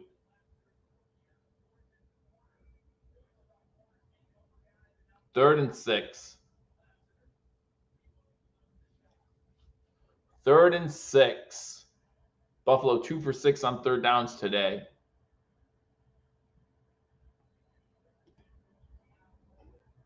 Come on.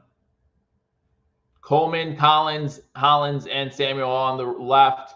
Wide open. Hollins into Houston territory to the 46. All right. Let's go. Surprised this Hollins is the guy that's doing it. But let's go. Mac Hollins with his 3rd catch. 2nd catch.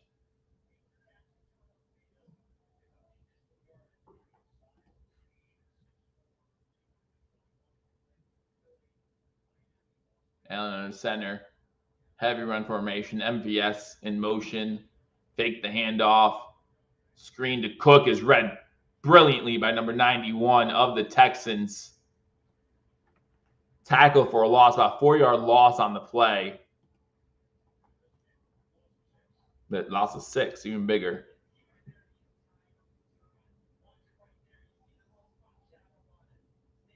It's crazy. 2nd and 16.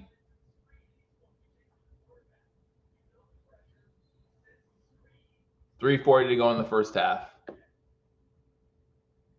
there an injury? Ward is down for the Texans. Yeah, they released the block. The offensive line released the block. He was able to, number 91 was able to get around it. That was a completion. Now Josh Allen 5 of 13 for 52 yards. Not even going to break 100 passing yards in the first half. CJ Stroud 10 of 10 for 177. It's nuts. It's nuts. And to be honest, going into half, depending on how this ends, you look at a couple of different ways, right? CJ Stroud is not yet to throw an interception, and depending on how this ends, we could still be down only 1 score or a completion. Yet to throw an incompletion, and depending on how this half ends, we could be down only 1 score. Or, depending on how this half ends, we could be down 21-3 again. All a matter of perspective. You can't run side to side against any team. You should always be running north to south. Always running north to south. Especially behind line of scrimmage. If you're behind line of scrimmage, listen, I know Barry Sanders. I know. He is the exception, not the rule. But remember, Barry Sanders, I don't know if it's still the case, but for the longest time, Barry Sanders held the record for times tackled for a loss behind the line of scrimmage. So say what you want about Barry Sanders, how great he was. Plenty of times on first down, he put his teams behind the sticks because of his dancing, trying to get free. You can blame him if you want to for that. You can blame the offensive line. You can blame that Detroit had nobody else and he knew it. I get that. But the facts are the facts. You cannot start. You cannot have second and longer than 10 and expect to succeed in the NFL. You can't. Now, right now, that's what the Buffalo Bills have. They have 2nd and 17.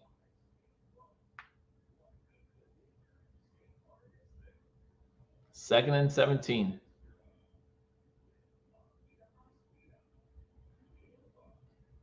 All right. Let's go, Buffalo. My name is not Paul. No one told me. Why didn't anyone tell me to say I was Paul? Man.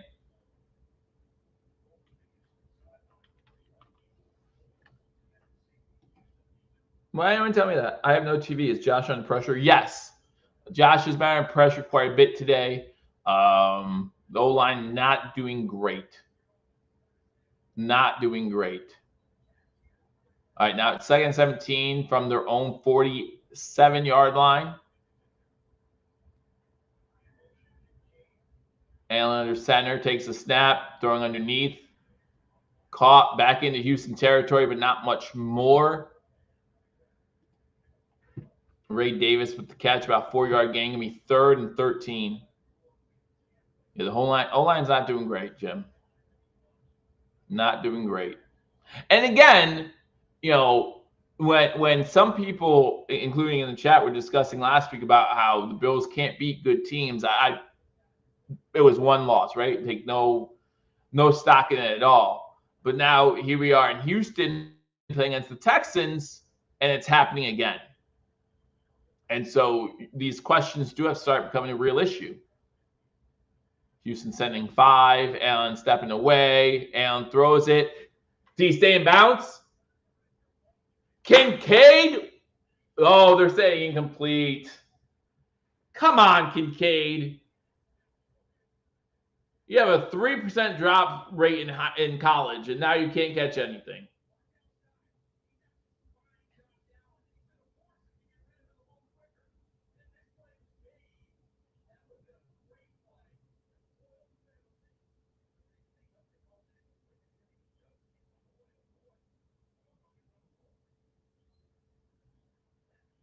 Would you throw the challenge flag?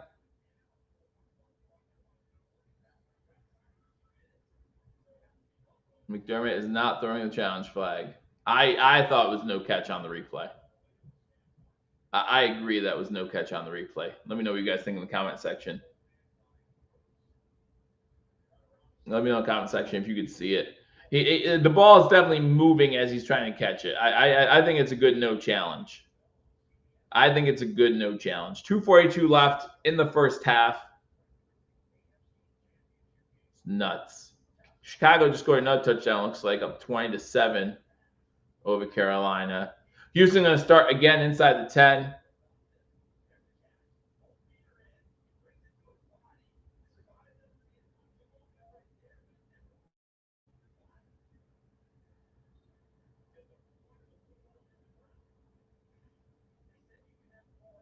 First and 10. 2:42 to go. Shotgun formation. Defense needs to step up again. And unable to do it on first down. A run of 7 yards. That's going to take us to a 2-minute warning. So what Houston's going to do here, and it's a smart play. You have 2 timeouts. You have a 2-minute warning. You're going to try to get a first down or 2 to make sure you're not in the shadow of your own goal line before you really – and you're going to let time expire. As often said, the Bills start slow. I don't want to be down 21-3 at halftime again. I don't want to be down 21-3 at halftime again, but it's looking like that might be where we're at.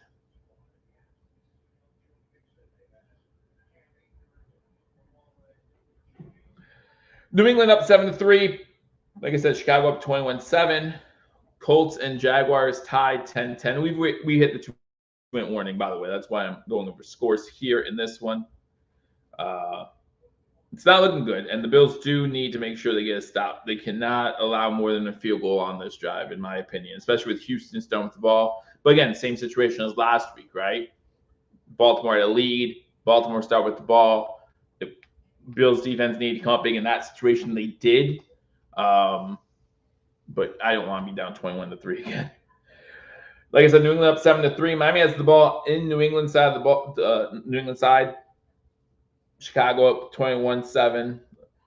Jacksonville, Indy tied 10-10 with about 15 seconds to go in the first half there.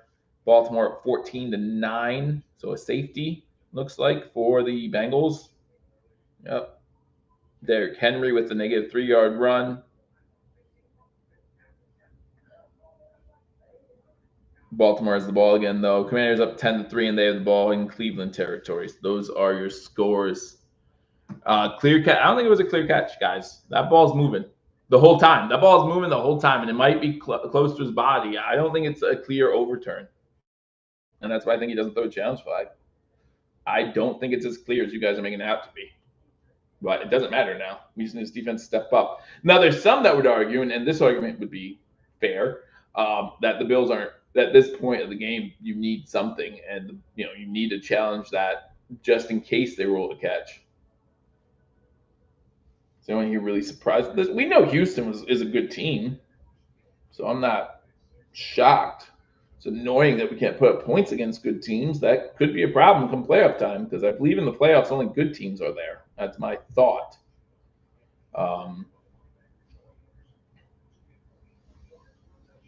I saw the angles that they had on TV. I saw all the angles that they had on TV.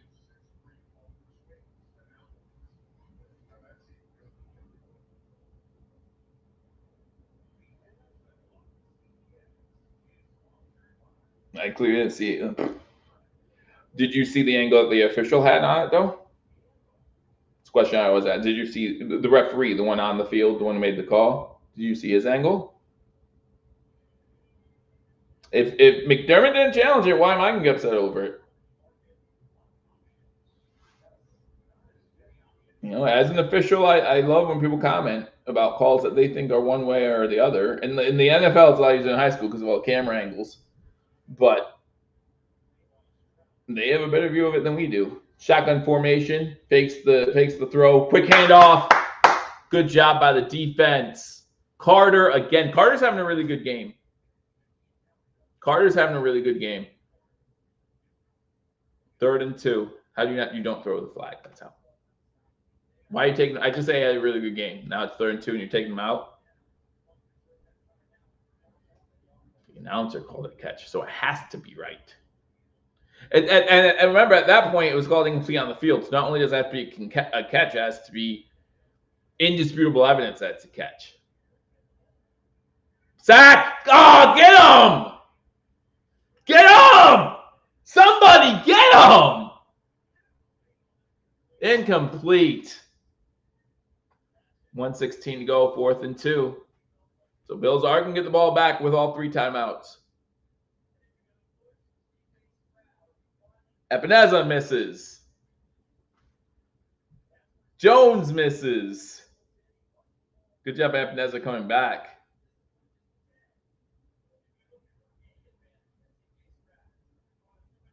Punt's coming.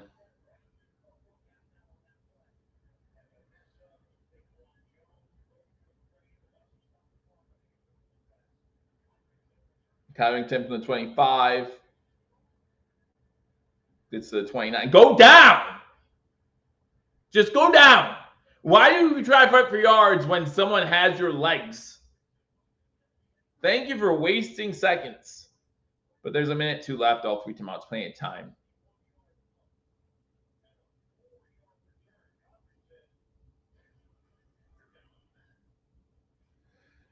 Again, knowing right now that this half went as terribly as it did, and we could possibly go into halftime only down a score, you can easily see how that would be a boost.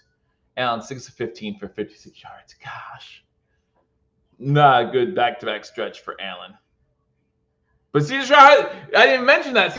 CJ Stroud throwing completion. So, hey, 10 for 11. You stink. You stink.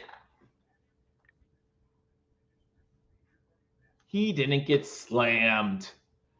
A guy jumped over the pile and got his waist. It wasn't a slam. Oh, my goodness. Oh, my goodness.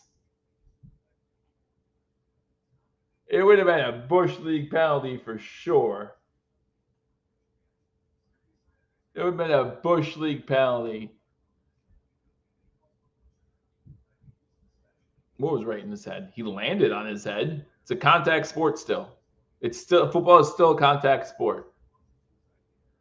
Stop asking for the referees to bail us out. Maybe if the Bills just played well, then we wouldn't have to ask for referee help.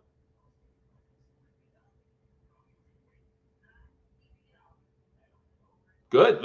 I'm not saying good that neck hurt, but again, learn your lesson. Go down. If you stop fighting for yards, you don't have to worry about it. It's ridiculous. Ridiculous. Getting close to halftime. A minute left in the first half. Bills got the ball. Hopefully, maybe we can get a drive going here before halftime. And again, the momentum. If the Bills are able to get points before the start of the second half, again, momentum shifts in the Bills' favor.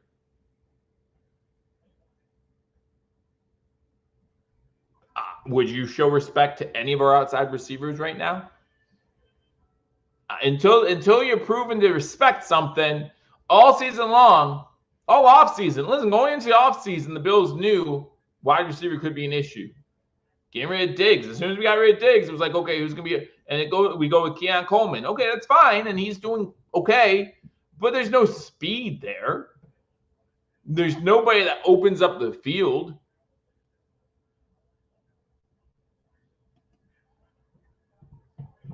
All right, from our own 28, shotgun formation. 2 wide receivers top, 2 to the bottom. Coleman and Samuel, 2 on the bottom. Good blitz pickup. Come on, Kincaid. Jeez.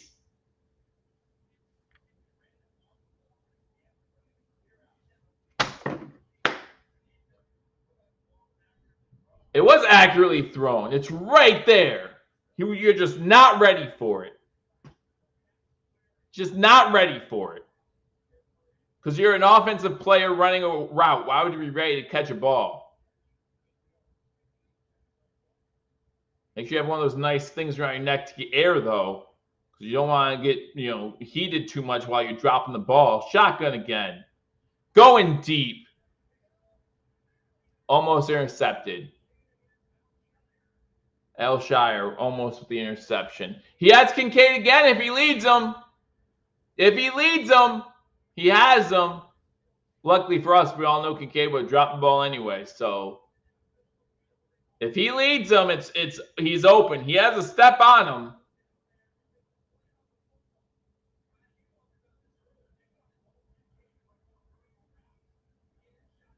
Third and 10. That was not a good ball by Josh. That was not a good ball. I'm sorry. That was not a good ball by Josh. He underthrew him by a yard. Shotgun formation, third down, quick 3 and out. Give Houston a chance to score, right? Allen is all day to throw. Throws what should have been an interception. Throws what easily should have been an interception. No, that's not Josh Allen trying to make something happen. That's just Josh Allen being dumb. Josh, who's he? You want to make something happen? Throw it to one of our guys. Throw it to one of our guys if you want to make something happen. And even if that play whoever tried to almost intercept that isn't there, are you seriously throwing it on 1-on-3 coverage? Is that what you're doing? Trying to make something happen. Trying to get that first interception out of the way is what he's doing. Outpunts our coverage. It's going to be a great return to the 30, to the 40, to the 50. Gotta be kidding me. Oh, good hit after 40 yards. Good job. Yeah, no, you should be pumped about that. Our special teams is a big problem. A big problem all season long.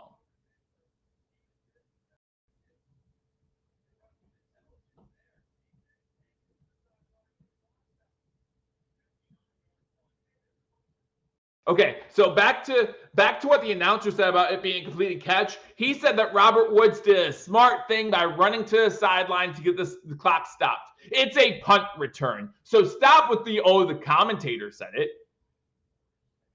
Shotgun formation from midfield.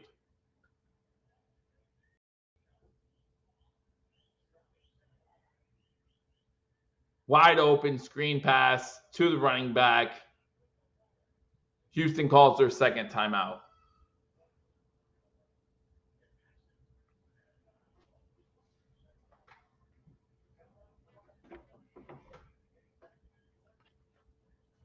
Redskins looking good. They are. Jane Daniels doing better than what people expected. Up 17-3 over Cleveland right now. Might have someone from Hashtag Sports join me at halftime. Save my throat a little bit. Houston will receive the ball start second half. We know.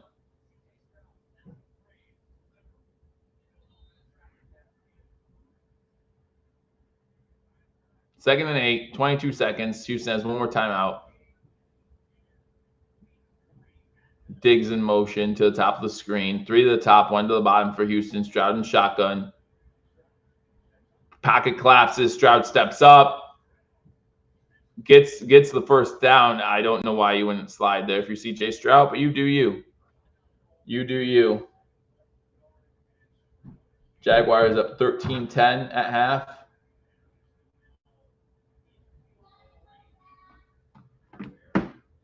It's ridiculous. Absolutely ridiculous. No more timeouts for Houston, so if they try anything, they have to try to get out of bounds, right? They don't have a lot of time. I guess you could do something in the middle of the field, spike it. 14 seconds left. I don't know. They put a second back on the clock randomly. Okay. Now it's 15 seconds left on the clock.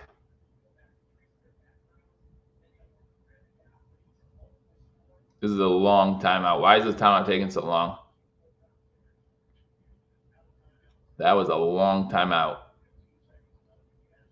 Shotgun, 2 to the top, 2 to the bottom. Now the Bills called certs. Oh my gosh.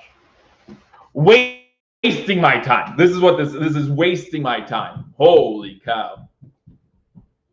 Wow. It's one of McDermott. It's a McDermott special timeout. He loves calling that timeout. Seeing how the offense lines up, seeing how the defense is lined up. He loves that timeout. There's no point in saving 3 into halftime either. So it doesn't hurt anything, does it? What does it hurt for that timeout to be called, other than my time? What does it hurt? Honestly, I might be annoyed by it because it's what McDermott does, but logically, what does it hurt? The clock was already stopped. Shotgun, 2 to the bottom, 1 to the top. Wide receiver, Stefon Diggs in the slot. Quick out, complete with 12 seconds. So 32. Dell with the catch. Time for another play. Time for another play if you want it.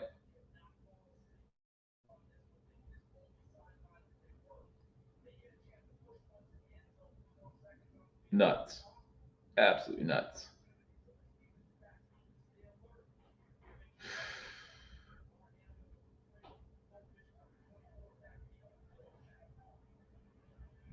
Hey, from Rome. Hey, Martin. Good to see you. Misery loves company. Yeah, that's why I got more people in here. Hit that thumbs up button. Shotgun formation. Throwing it. He just throws it out of bounds with 8 seconds to go. 3rd and 2. At this point, you have no timeouts. I personally would kick the field goal here with 8 seconds. I'd kick the field goal here with 8 seconds. Or on 3rd and 2, you just snap it and throw it out of bounds just so the clock winds a little bit more. But yeah, I definitely would do that.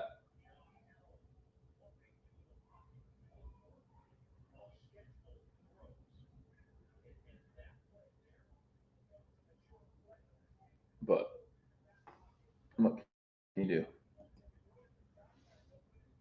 Receivers can't break open and scramble drills. You're right. And Josh thrives off that. Oh! Oh! Douglas tried to jump out of his boots to get an interception. 3 seconds to go. That would have been crazy.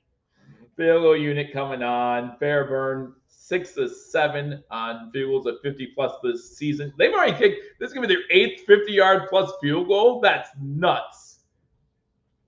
That's nuts. Now's a good time to call a timeout, though. Now's a good time to call a timeout, though. Now's a good time to call a timeout, though. Okay, never mind. Don't worry about it. And it's good. All right, so we were down 21-3 at half last week. Going to be down 17-3 at halftime this week. So great back-to-back week for first halves, back-to-back weeks for the Buffalo Bills. And even better news, the Texans will start the second half with the ball.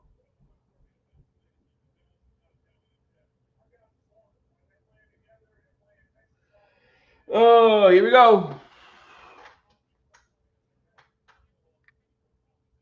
Here we go. Again, join me at halftime so we can talk about how great everything is right now in Buffalo land. Josh Allen, 6 of 18 for 56 yards. James Cook, 11 carries for 43 yards. Lone bright spot on offense, right? Hollins leading our receivers, 2 receptions, 27 yards. When Mac Hollins is leading all receivers, and when someone's leading receiving with 27 yards a half, you can tell there's a problem. CJ Stroud, 12-15, 187, 1 TD. Cam Akers, 5 for 29, and that touchdown. Collins, 2 for 78. But Collins has not been back since that touchdown. So that's something to keep an eye on as well. If you're a Texans fan or if you're watching this game, he has not been back. That would be nice. And we all know that Bean has made that phone call about Adams. What it will take to get him in Buffalo. But one thing we'll take to get him in Buffalo that Buffalo doesn't have a lot of is money. That's one thing Buffalo does not have a lot of. So there would have to be some sort of conversation of Las Vegas taking part of his salary, something to make that trade more doable for the Buffalo Bills. And all those things can happen. All those things can happen. I'm not saying they can't. But again, guys, thank you for joining me on this edition of Hashtag Sports for the game between the Buffalo Bills and the Houston Texans. It is halftime. It has been one of the worst halves that we've seen in football by a Buffalo Bills team in quite some time. Luckily, there were no turnovers, not for not trying, right? Josh Allen threw 2 that could have easily been intercepted, but instead, what's wrong with my hat? My hat's like off-center. I'm trying to throw my other one. That's what you're saying, right? Don't throw your other one. Maybe I'll wear it old school. Go back a little bit. I'm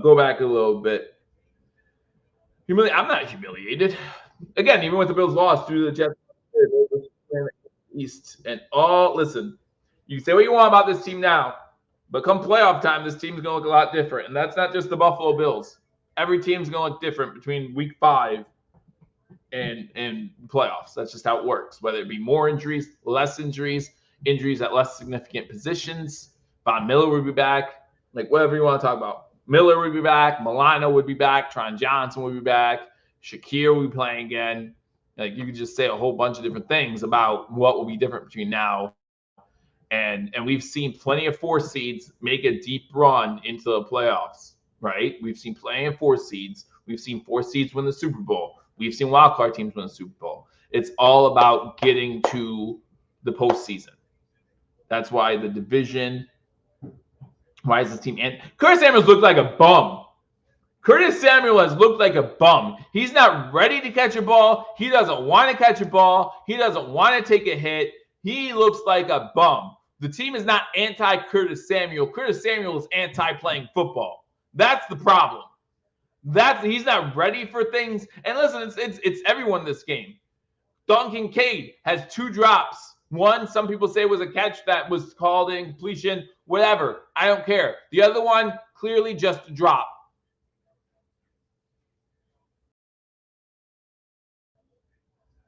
Yes, Samuel is playing today.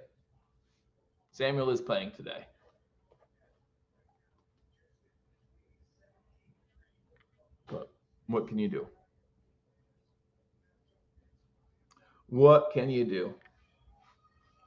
Yeah, I mean, obviously, there's a lot. I think that the run defense is playing. I know on that second drive, the run game got to Buffalo a little bit, right? But since then, I mean, the Houston Texans haven't had to use it too much. I understand that. But they've been pretty good. They've been pretty good on defense containing the run. Now, one thing, those running back screens, past couple weeks, those running back screens have killed us. 1 carry for -1 yard. Yes, he's terrible. He's terrible. He's not 0 for 0 receiving. He's 0 for 2. He's had targets. Oh man, that's not a touchdown. That was not a touchdown. They're showing Colts Jaguars coverage, and Pittman caught the ball. But I didn't see, I mean, I would need another angle of it, but I did not see that ball in the end zone. He was standing in the end zone when he caught it, but I did not see that ball go into the end zone. Oh, Paul's waiting for me. Hi, Paul. Hope you weren't waiting long. Hey, buddy. Because I just don't want to talk about this one. Listen, I always approve. I'm always an Give me 1 approver of second. heel Well, I can't Joe. hear you, but that's because that's my fault, not yours. So you keep talking to hashtag Nation. Hey, no worries, buddy. I'm always an approver of heel and Joe. I hope to get you. Super heel Joe, I fully approve of. Yeah, rough half for Buffalo so far, right? Definitely not typical. I know we can say it, and everybody's gonna look at Josh Allen's stat line, but 3 and outs. Really the lack of. I'm so glad we had 3 timeouts going into the final 30 seconds of that game, so Sean McDermott could take his typical. Oh, I just wanted to get a look timeout. Thanks so much for that. Thanks, Sean. Appreciate that. Tough. I mean, I talked about this on the episode when Khalil Shakir had been deemed out. We cut a breaking news episode. Paul, other people can't hear you either, it looks like. Oh, really? That's I thought it was me because I had this problem on Wednesday. So hashtag Nation, let us know if you can hear Paul. Better? I can't. Am I good now? Can you hear Paul? It says I'm here. Hold on. Hey, Joe. It says I'm here. All right. We'll try to get Paul back in a second. Hold on. Oh, goodness gracious. Very good. All right. Now let's see if I can get you, Paul. Issue with Ryan on Wednesday too, and it's really me issue. So maybe they can hear you. That's fine. Okay. Just talk about how terrible this game is for now, and I'll figure it out. Yeah, it's been pretty rough. So long story short, when you're looking at Curtis Samuel, I know that's going to be he's at 1 target, and I can't bag on the guy for 1 target, but I really thought near the end you had MVS on single coverage with no high safety. The Bills' final possession of that half, and you throw it to Dalton Kincaid. And then you go back to Kincaid because Allen doesn't know how to put touch on a pass, and it almost gets picked off. And, you're just in a situation where when we were talking about Khalil Shakir's injury, you kind of knew that Houston was just going to bring pressure, right? That's how Baltimore got to Buffalo, and that's how Houston's going to get to Buffalo. No reason to mess with the recipe, right? So you're seeing a ton of pressure so far by Houston, and they have no problem playing man-to-man against Buffalo on the backside. And the downside there is that when typically, Josh Allen's a man beater, right? Like he plays man-to-man really, really well. But I think you're seeing when you bargain basement shop for wide receivers, I think that you're discovering the problem there, right? Now you're bargain basement shopping for wide receivers. And when you do that, these are the things that you run into. You activated Tyrell Shavers. You probably should have activated KJ Hamler, but you activated Shavers, who's been a ghost. You're not expecting him to play at all. And it's just been a wild ride for Buffalo this first half. I don't expect them to get it moving in the second half, because Houston's got a pretty good handle on everything that Buffalo's doing. Keon Coleman, 0 for 2 on targets. So far, you have MVS, Curtis Samuel, Keon Coleman combining for 4 targets, 0 receptions, and again, a couple drops from Kincaid. I still disagree with Buffalo not at least challenging the Kincaid reception on the sideline. Do I think it would have been overturned? No, I don't think it would have been overturned. I do think that on replay, they would have seen the ball shift, and it probably would not have been ruled a reception. But good God, you're losing the football game, and you're not going to get the ball on the other side of the half. So your answer is, let's just kick it. Let's just kick the ball. It's fine. No, burn the timeout. You've got under 1.5 minutes left to go. What are you holding on to those timeouts for at that point, right? If you had 3 timeouts at the time, challenge the play and keep the possession. Josh Allen had completed more passes on that drive than he had the entire rest of the game. So don't let that possession go away. And Buffalo did. You punt the ball away, and Houston ends up walking away with 3 points on the backside that you couldn't afford to give up in the first place. So come on now, right? Like, you have to be a better team than this. You have to be a better defense, and you just have to figure out a way to keep Houston contained, but you need to score points. And with the injuries that this defense has had, Buffalo needs to score 35 points from here to eternity now. Like, you look at the defense and you look at, no Von Miller. Greg Rousseau has not been the Greg Rousseau of week 1 and 2, without Von Miller. And you look across the defensive line, no Ed Oliver. So you're depending on the big dogs in front to kind of take the brunt of the beating there. And I mean, good God, right? Like, you're begging Cam Lewis just to hold on to anybody he can get close to. Jamarcus Ingram's having to cover Stefon Diggs in the slot. This is a bad time for you. Like, this is not going well. So you need to figure out how to, one, stop Houston from just running train on you, because it is disgusting to watch this defense play. You're just giving up big time yardage, play after play after play.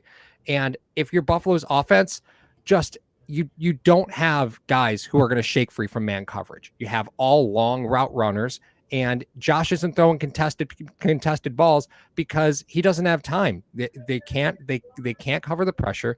It's brutal because you saw this coming from Baltimore, and I just don't know. Joe, if you can hear me, I don't have the answers, man. I don't know what's happening, but I know that what I'm seeing looks like teams have figured the Bills out on offense. And we've talked about it a bunch. Listen, week 1, week 2, week 3, all's well and good. But once you get 3 to 4 games on tape, teams figure you out. And it looks like Baltimore had the book. Houston just is reading the recipes, right? Like, Baltimore made the cookbook. Houston's just reading the recipes. And you know, and it's maddening to watch now, and I understand that. I'm mad too. And one thing you forgot to mention is this: for 4 weeks now, the special teams have played horribly. Like the special teams haven't been good all year long. To me, that's a bigger problem than what we're seeing on defense or offense. Like, it's maddening to watch during a game, but this is all about being a new offensive coordinator. Yes, you have 3 to 4 weeks on film. They figured you out. So now unfortunately for Joe Brady, and this isn't an excuse, this is just how the schedule pans out. You're playing 2 perennial playoff teams when they got the book, right? Like, unfortunately, that's what you walked into, and that is what you can't do anything about that. So now it's, what does Joe Brady do to combat that? And unfortunately, you could say, oh, well, what's the next game plan? But now all of a sudden, one of our best receivers is out. All of a sudden, the defense can't get the stops to let the offense be on the field enough to make something happen. You don't have time to figure out what's working on offense because the offense isn't on the field because the defense just can't get stops. I disagree with you there, Joe. Buffalo's had the ball for more time than Houston has. Buffalo's had the ball for 15 minutes and 9 seconds, and Houston's had the ball for 14 minutes and 51 seconds. But there's three and outs in there. I know there's three and you talk about time possession. Yeah, it's easy to have a lead in time possession when the defense lets them score on one play. Yeah, exactly right. It's easy to have that time possession. You're right. You're right. I'm just making sure that we can have that argument now, so that way the people that watch this are prepared for when people say, "Well, the time of possession, Buffalo got their ass kicked." Yeah, that's true. They're averaging 3.2 yards a play. Houston's averaging 7.9 yards per play. That's you lose every one of those games. And you do not win any of those games. What's the same between this week and last week is James Cook is actually playing pretty well. We just can't utilize him because we're down multiple scores early in the game. Right. And that's a shame. Last week he was averaging 5 yards a carry, but we're down 21-3 at half or with him. Right. This week he's doing the same thing, but we're down 17-3. So there's a couple comments that I want to bring up on screen, right? So V. Henley is absolutely right. So what happens when every team just brings pressure and plays man moving forward? Yeah, that's the recipe right now. Because on third downs, they're only bringing 3 guys sometimes, and then they're spying Josh because they know Josh on third and 6 or more is just going to make it up as he goes, right? So the other side of that great comment here, it's not just pressure. I love Josh, but he's missing wide open receivers forcing the ball. Knox was wide open on 2 of those Kincaid throws. The high-low concept, same side of the field. Houston's not doing anything amazing, right? Like, they're not doing anything incredible. They're not doing. It's not like they're more talented on defense. I think Houston's secondary has been getting torched all season. So this was a matchup that you look at, you're like, oh yeah, no, I'm good with this. I think Josh, even though Shakir's out, I think Josh has got the ability to do something here. But the fact of the matter is, Josh Allen, the runner, is a non-factor today. And Josh had the ability to run for a first down, instead threw it to Kincaid. Threw it to Kincaid and threw it to Mac Hollins. They threw it behind him, right? You do see the middle of the field being open, but Josh put so much pepper on a pass that these linebackers are just sitting on him 10 yards deep, right? They just sit on him because they know Josh doesn't have touch on those passes. That pass to Kincaid up the seam, that route's been there all day for you. But Josh threw it 87 miles an hour because Josh only has a fastball, and it almost got picked off. Even the third down completion, and the second half has started. Diggs with a catch for a first down. Houston has the ball 1st and 10, I formation. he has all day to throw. Stroud has all Yeah, I day. Finds Schultz, I think, in the flat. So only a gain of 2 though. The one catch to Hollins on 3rd down that was like a 4-yard out route. You saw Hollins had a hard time catching it because it was just a laser beam. Like it was a laser from 4 yards away. That's right. And like at first I'm mad at Hollins. There's a flag down, and I was, because you still need to catch it. But at the same time, it's like, okay, throw a 4-yard out like it's a 4-yard out, not a bomb. Like, like, right. Yeah. Down. And Houston has not been penalized today, right? So any penalty for Houston, yeah, that's your first penalty on the day. So that tells you the story of the first half versus the second half. And you obviously can't go 1st and goal and end up on the 20-yard line or wherever the hell they ended up there. That's unacceptable. You start giving the game away when you do things like that. And so someone else will have to what happened, because it was on Dalton Schultz. It was a 2-yard it was unsportsmanlike for taunting, and it was a 2-yard. On a 2-yard? Yeah, 2-yard. Why are we getting up to it? It was like, did you see on the kickoff? Cam Lewis was down injured, and he threw the ball at his head. Smart play. Oh, good, because we can afford to lose another corner. He was just slow getting up. He's still, he's still on the field. Right. Pass number 19. He gets the penalty yards back. Shocker. So it's going to be 3rd and about 13. Okay. But yeah, even I thought the same thing on the special teams when they had the big returner for a half. I forget who the Buffalo player was who had a pretty good lick on the return on Woods, but he's like jumping up and down. I'm like, way to tackle him after a 30-yard return. Like, yay! Like, what are you excited about? You just gave him a field goal. Right. Hamlin with the tackle. It's 3rd and 11. All right, Paul, are you guys doing a post game today? Yeah, we are. And I have a feeling like, if we, we'll be doing post game. I have a feeling like it's going to be a Cole Bishop roast session, because I don't even know how he plays the second half. I think he's still looking for the first quarter. Cole Bishop has been an absolute disaster out there. Blown coverages everywhere. It's been bad, dude. It's been bad. I was excited to get Bernard back, but not like this, man. Not like this. Hutchinson just burned us for a nice 15-yard pass play for a first down. On 3rd and 13. Perfect. 13. Great. Yeah. Yep. Sounds great. Hamlin's going to be our leading tackler, though. So, you got that going for us. Yeah. Wouldn't it be amazing if you drafted a corner in the 1st round and he actually played? Boy, that would have been a 1st-round corner would be real useful right now, wouldn't it? That would have been something. All right, Paul. We'll catch you post-game. Maybe I'll join you guys for post-game so we can continue these nice discussions. If you're still sober, you are welcome to join us, Joe. All right, you take care, buddy. All right, bye, guys. See you later. Thank you, Paul, for joining us at half. And yes, Houston Collins is out for the rest of the game. Ward is out for the rest of the game, and Brooks is out for the rest of the game as well. So a big list of injuries for the Texans, unfortunately. But they are moving the ball downfield again against this Buffalo Bills team in Buffalo territory, 2nd and 7.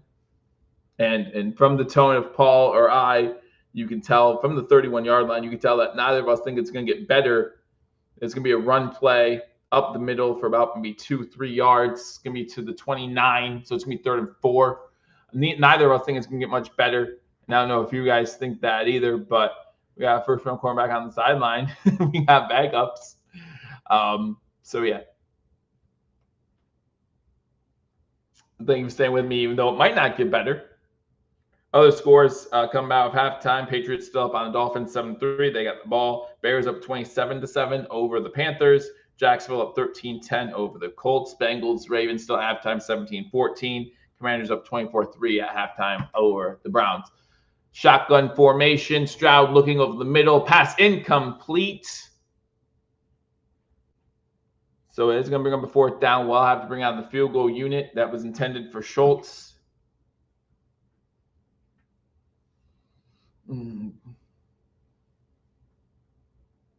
It's in Schultz's hands. Probably should have caught that.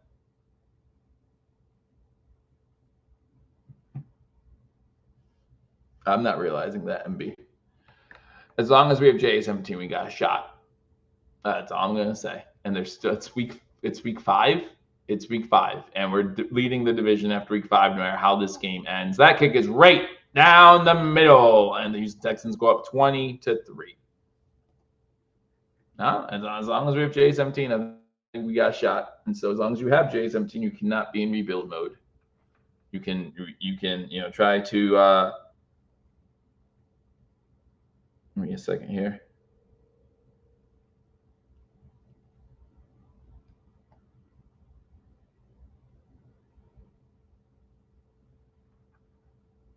Give me 1 second.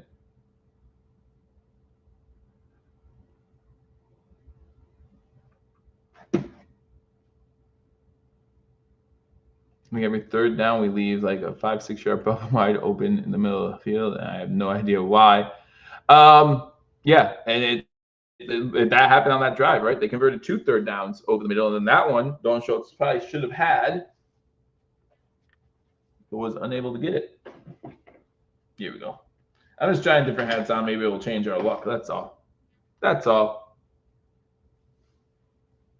Well, but again, well, first of all, this game's not over for you to say blown out. A little bit of a stretch early in 3rd quarter. But again, let's say we do trade for Devontae Adams. Like, what does that do to your confidence in this team? Does that change it at all? Because if you're a 1 trade away from 1 player, you can't call that rebuilding. So if we get Devontae Adams, do you like this team more? Probably. But again, a lot is involved with that. A lot is involved with that, and I'm not going to speculate whether it is or is not going to happen. Offense stinks and is not built for comebacks. I'm not saying I'm optimistic that a comeback's going to happen, but we've counted this team out before, and they've shocked us. Just see what Joe Brady does. You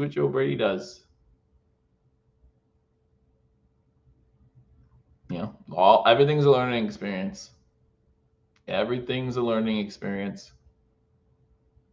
So, and what's very interesting is, since this is back-to-back weeks, what did he learn from last week not to do this week? Like, a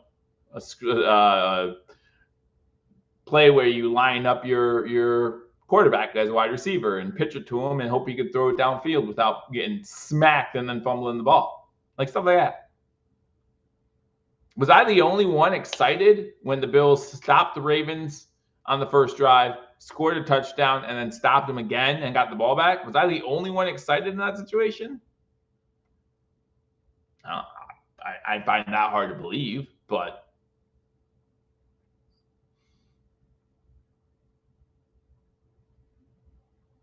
Bills will start at the 30. Ball goes into the end zone. 11:15 to go in the 3rd quarter. Bills trailing the Texans 20-3. Ravens are losing. They are.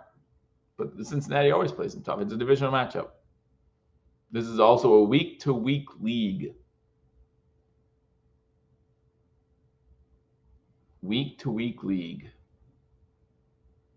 So you can't say, oh, well, the Ravens beat us last week and losing this week. Obviously, we are bad. Like, no, not necessarily. 2 wide receivers top of the screen. Run on 1st down. Big hole. 1st down and more. 40, 45, 50. Goes into Houston Texans territory. Ty Johnson with a big run to start things off for the Buffalo Bills. And it's 1st and 10. Now, I'm not talking trash. No. Again, most important thing is winning your division. No matter what happens today, we're still winning our division. So. Oh, they were at the 49, but still 1st and 10. High formation. Don't hand it back. When a backup running back has a long run and teams go right back to that well, I think it's so dumb. Shear with the tackle in the backfield. You don't just – it's easy to spot. It's easy to spot.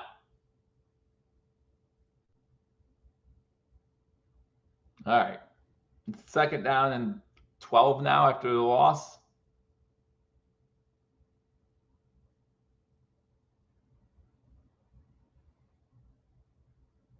And 6 for 18 for 56 yards in the first half. Shotgun. 4 wide, 2 to the top, 2 to the bottom. And it's time to throw. Looking. He's going to take off with it. He's going to slide down. Oh, come on. There's going to be an extra 15 yards, too. Extra 15 yards. He gets hit in the head as he slides. number 5 on the hit. It's tough with Allen because it looked like he was going to go down time before that.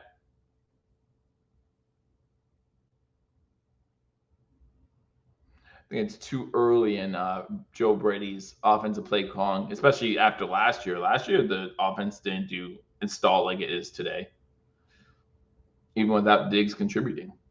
Yeah, he gets in the helmet. He tries to light up, but he definitely hits Allen in the helmet. So it's going to be 15 yards. Allen might do a little acting there as well. But you get the 15-yard penalty, move the chains. It's going to be first down. It's going to be a first down for Buffalo at the Houston 31-yard line. Coleman out. Coleman's not even looking for the ball. Dear goodness, that's the third time. That's the third time a receiver has even been looking for the ball. Not even looking for the ball. By the way, it hits him in the back of the head. Wow. You deserve to have it hit you in the back of the head. You deserve it. At least I hit you in the back of the head. Wake up. 2nd and 10, 9:32 to go in third quarter. Shotgun formation.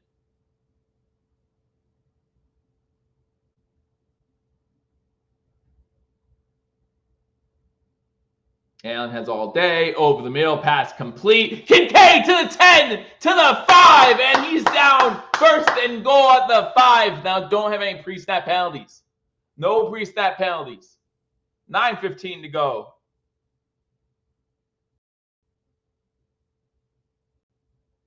$20 to 3, Darren. 20 to 3. It's not 21 to 3. It was a long first half, but the Bills on their first drive of the second half, first and goal at the 5. Cook, single back formation. He gets the handoff into the end zone. Touchdown, Buffalo. There you go. Allen has been ineffective most of the game. Allen has been very ineffective most of the game. As of right now, Josh Allen is, I'll come back to it, 7 of 20 for 82 yards. Tell you how ineffective he is. But with that touchdown, Bills now down 20-9, extra point pending. Jacksonville scores on a Bigsby 19-yard run. Could have used ETN there, but that's okay. That's all right. I understand. I'm not mad about it.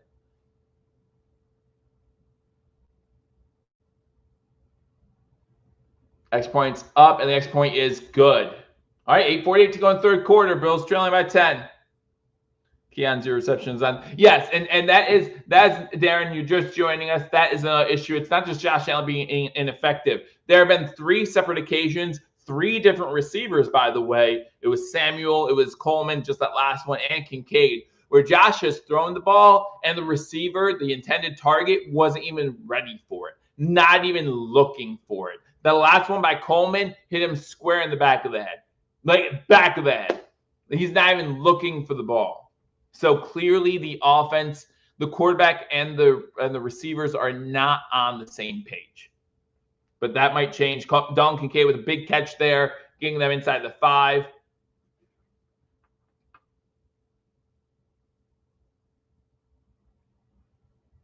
And check out what Joe Burrow's doing because the Bengals are in the red zone. Joe Burrow, 17 of 24, 221 yards, and 2 passing touchdowns in the third quarter. The Browns in the red zone, trailing 24-3.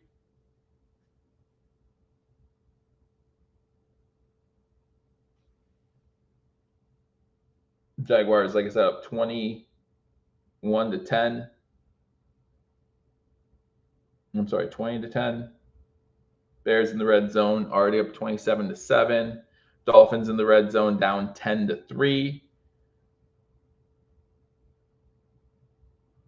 So 4 games currently in the red zone. So if you're watching NFL Red Zone right now, you got the 4 screens going on. How is the defense? Swiss cheese again? No, I wouldn't say Swiss cheese. They're not playing well, but there's been signs of decent play. I mean, they're not. So the one TD was a touchdown pass. One play, 70-some yards to Collins. He burned everybody. So that play was Swiss cheese. But the one field goal was basically on a punt return punt return right before half. But you would expect more. You would expect more. Absolutely. Absolutely. I mean, again, for conversation's sake, CJ Stroud was 16-20 for 238 and a touchdown. Now, again, a lot of that was on the one play to Collins. Collins, unfortunately, since that play has been out of the game, he's not going to return with a hamstring injury. So that changes their offense up a little bit. But it is 20-10. It's 20-10 after Buffalo Bills score. So now let's see if this defense can step up. If this defense can step up. Buffalo Bills offense, 6 first downs, 88 total yards in the first half. That drive, 4 first downs, 70 yards. So again, let's see if this offense can get the ball moving a little bit. And if this defense can get a couple stops, we'll see what happens. See what happens. 20-10, 8:48 to go in third quarter. Bass kicks the ball off. And this is going to be a touchback. So Houston will start with the ball 1st and 10 at their own 30-yard line. CJ Stroud come back onto the field.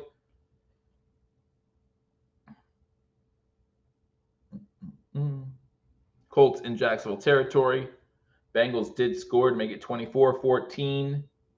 Looks like Cleveland had to settle for a field goal. And so did Miami.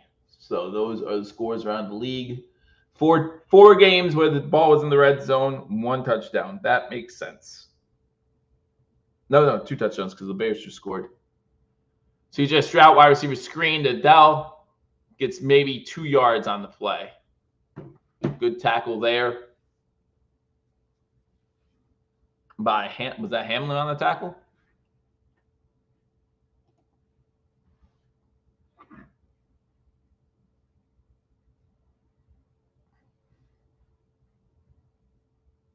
No, that was 30. So that would have been probably Russell Douglas. It was 30-something, not 3 on the tackle. So, all right, 2nd and 8.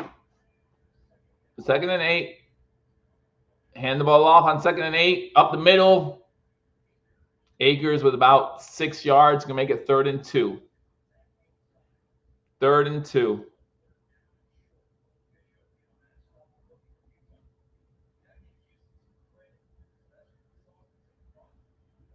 They're saying 3rd and 3. Bishop in on the tackle. All right, come on, let's get a turnover or something right here. Give momentum completely in the Bills' favor.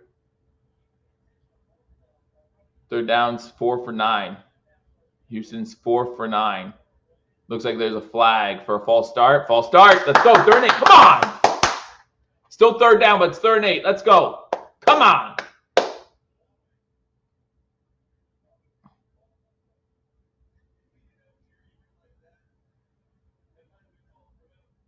Let's go. 3rd and 8. Let's go. Let's go. Come on. Stop him here. Stop him here.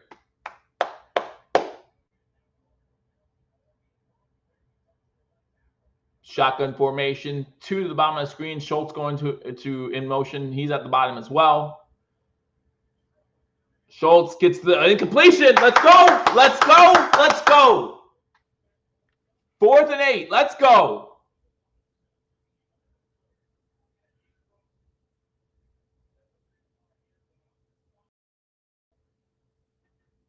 But if you're MB41 or others, you can't get excited because you knew this game was over already, right? So, game's over.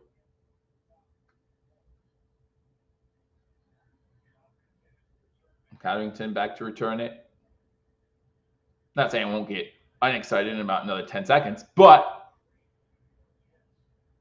not a great punt. Not a great punt. The Bills will start pretty good field position.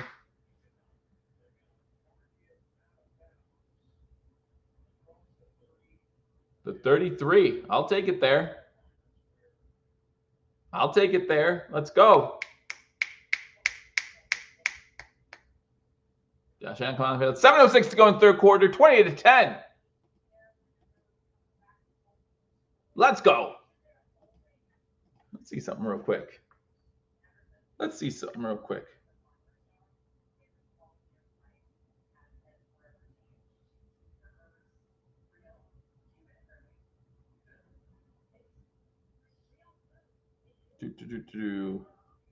Because I'm looking at what Vegas has the Bills right now to win this game. Plus 280. Plus 280. Would you take it? Let me know in the comment section. At plus 280 right now, down 20-10, just getting the ball back. Would you take it? ESPN has Houston as an 80% favorite to win this game. Would you take plus 280? Let me know in the comment section. Just to win. Bills down 20-10. They're going to start with the ball. They have it at Buffalo 35. New England's up 10-6. 6:50 to go in the third quarter. Chicago up 30-7 over the Panthers. The Colts have the ball trailing 20-10 to the Jacksonville Jaguars. Jaguars looking for their first win of the season. The Baltimore Ravens in the red zone trailing 24-14. Browns trailing the Commanders 24-6. Commanders have the ball. So that game, Nico running wide open. All right, you're going to say it's because Nico's not there? Maybe. I don't know. But we're down one of our receivers too. So, and I would argue we're down. After what I've seen so far in the first half of this game, I'll easily argue that we're down our best receiver right now. But so the Browns game looks like it's over. 24-6. Cleveland with a very little heartbeat. Baltimore trying to get in that one.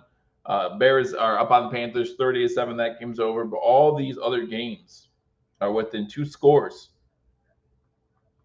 We'll see. Yes, they do, dude. Hopefully we don't see a trick play on this drive, right? Hopefully he's learned his lesson.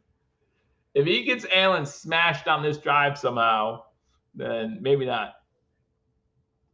Maybe he's not the guy for us. We'll see. We'll see what happens.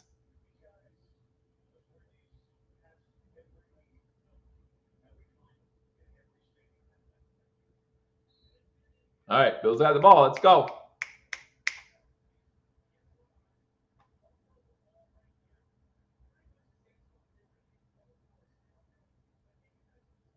Cook gets carry, bounces it to the outside to the 40, 45, gets a first down to about the 47-yard line.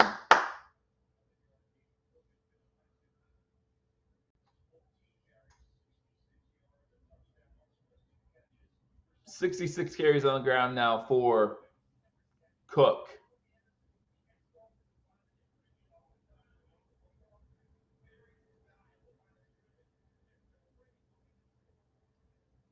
$6:35 to go. Bills have the ball, 1st and 10, their own 46-yard line.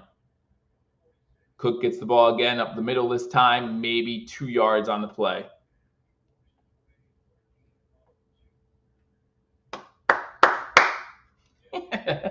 If you haven't already hit that thumbs up button, be sure to do so.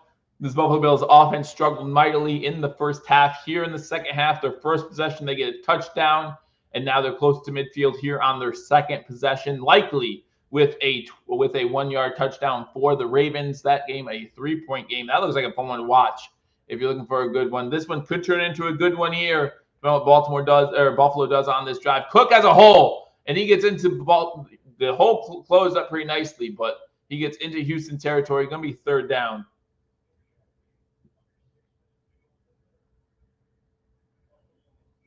Third and about 5. When that play started, it looked like he had a big hole, but it closed up nicely, and it's 3rd and 5.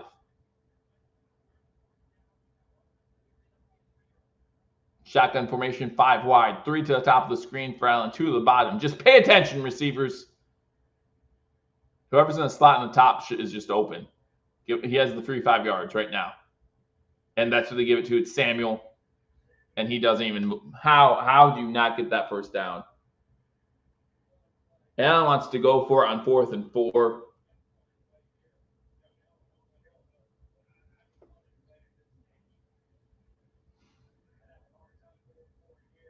Go for it.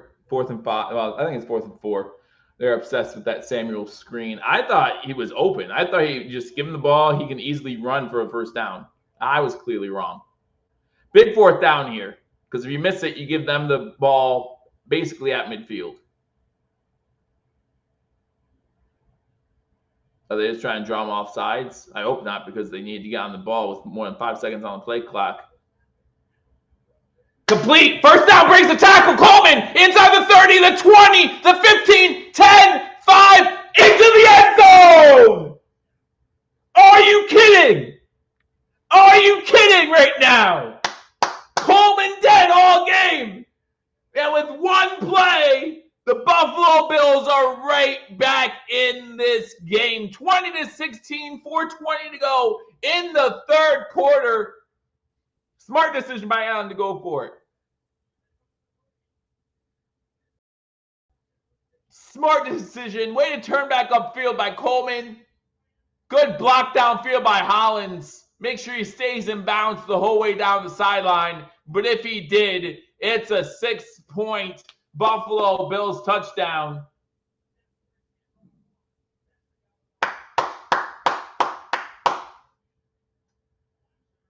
So he can't, when he pays attention, he can catch. When he pays attention, he can catch.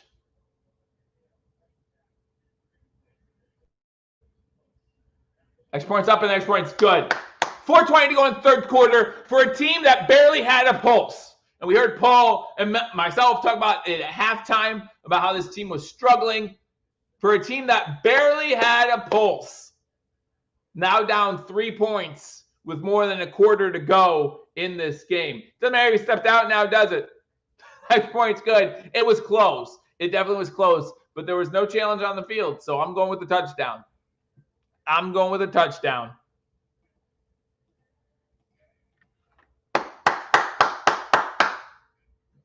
Let's go.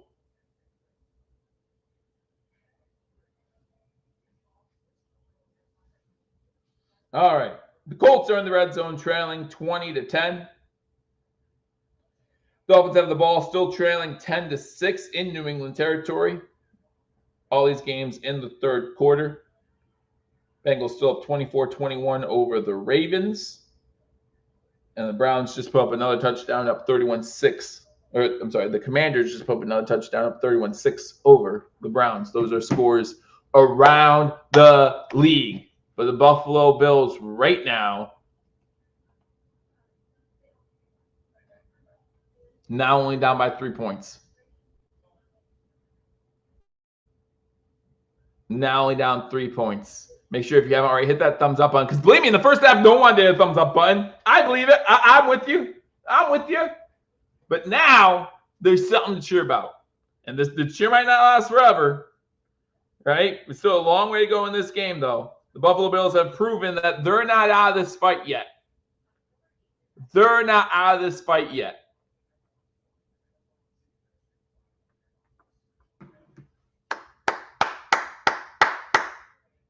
So let's see how the remaining 19 plus minutes of this game go. But we got to wake up now. I'm keeping this hat on. This seems to be the hat to do it. I've worn 4 hats so far. This one seems to be the one. So I'm keeping it on. I'm keeping it on. This is what we're doing.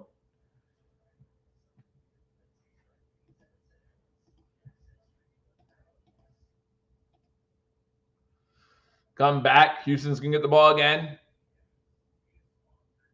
Now you look at Josh Allen. 9 for 22, 131 yards, 1 touchdown. It's getting better, and I think it's getting much better. Getting much better. CJ Stroud, 17 of 22 for 240 and a touchdown. His stat line keeps getting worse somehow. And Josh Allen at 9 of 20 for 22 for 131 yards. His stat line's getting better. Bass kicks this one into the end zone. Another touchback. Oh, no, it's going to be returned. I'm sorry. There you go, looking away. 25. Thank you for giving us 5 extra yards. Thanks for giving the defense an extra 5 yards.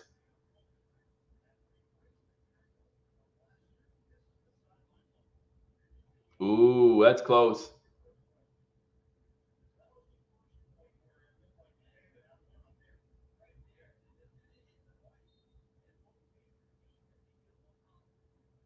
Okay, so they deemed that the heel was up, which is why There's green in between there. The second one, there's green in between the foot and the sideline. Fakes the handoff on first down. Pressure coming. Oh, gets it to Diggs, who's open. 12 yards. Hamlin on the tackle. Stroud is hurt.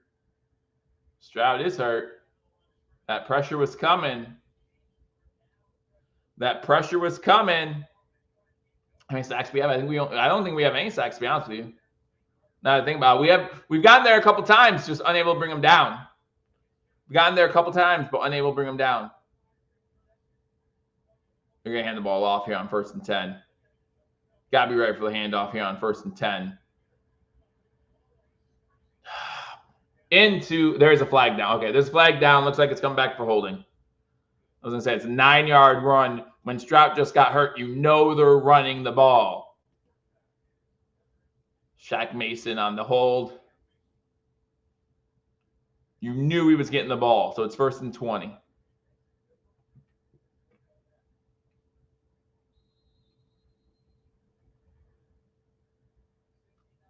First and 20.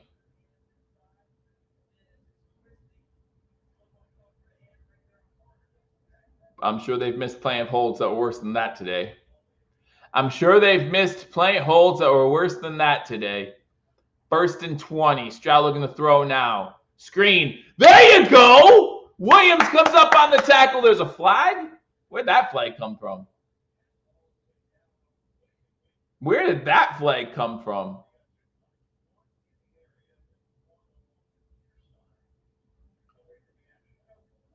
Ineligible downfield. Decline it. Okay, so both flags. There were 2 flags that were both for the same thing. Ineligible downfield, and that's fine. That's fine. Would you have accepted the penalty, though? Let me know in the comment section. Would you have made it 1st and 25 instead of 2nd and 18? Let me know in the comment section. Would you rather 1st and 25 or 2nd and 19? Shotgun. Stroud looking to throw. Clean pocket. It's been a clean pocket most of the day. Underneath the running back. He's down at the 39. At the 39. So it's going to be 3rd and long. Bernard and others on the tackle. 3rd and 13. Let's go.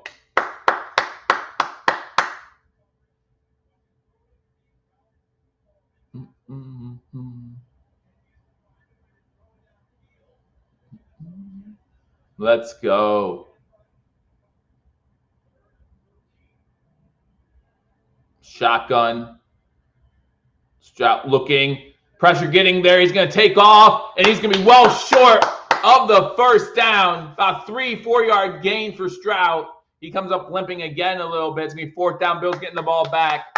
Bills getting the ball back. 1:45 to go in the 3rd.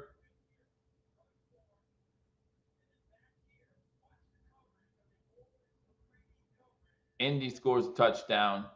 Make that game 20-17.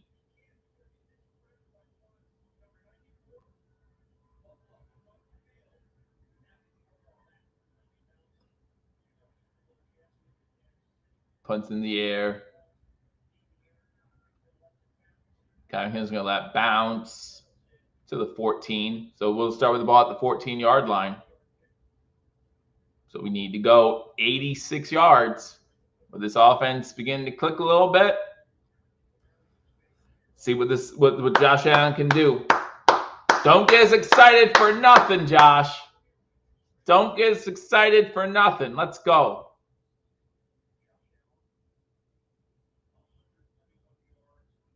There's a flag now.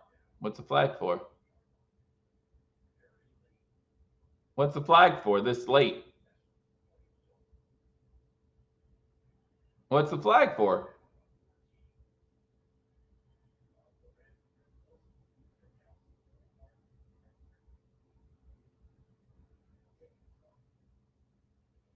So we're moving up 5 yards. 2 man on the field. Illegal substitution.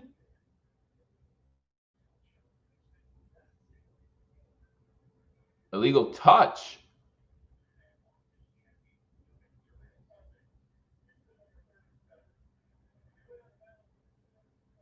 Wow. Wow. Illegal touching on what could have easily just died as a dead ball because number 33 stepped out of bounds and was the first one to touch the ball. What junk is that? He went out on his own, and he's the first one to touch it. Wow. That's crazy. So first time from the 19, single setback for Allen. Hands off to Cook. Cook makes room. Gets about 8, 9 now. Pushed forward for 10, 11. Let's go. 10-yard gain to get to 29. Let's go. Joe Flacco with a touchdown throw. Ooh, nice throw. I don't know if I would like if Allen threw that ball, but come down with the touchdown. Who cares? All right. Can we get someone involved in this game? 16 rushes for Cook for 75 yards and a touchdown. First and 10. Single set back is Cook again. This time Cook maybe a yard. There's a flag. Late flag again.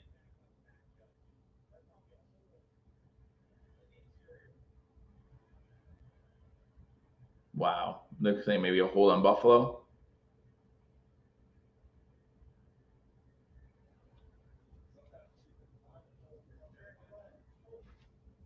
Holding on Texas. Oh, how is there holding? How is there holding on a run play up the middle for a yard? You don't have time to hold.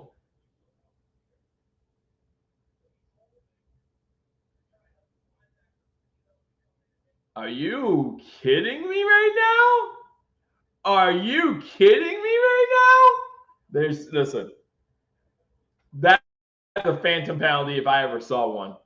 If the Bills ever get called for that, hey, we deserve it now. And looking to throw. Now he's going to take off. Gets the first down into Texan territory. Hold on to that ball, Petey. Gets down to the 45. There's no way that was holding on defense. I'm sorry. Either they got the wrong number, which has happened before, or there's no way there was holding. Settle got up. He's like, what did I do? And now I'm wondering the same thing. End of the third quarter. The Bills down by 3. They have the ball in Houston territory, and we have life, ladies and gentlemen. We have life. MB, I think it was you who said this team can't come back. Is not built to come back. I don't know if they're going to complete the comeback, but they're looking all right. They're looking all right.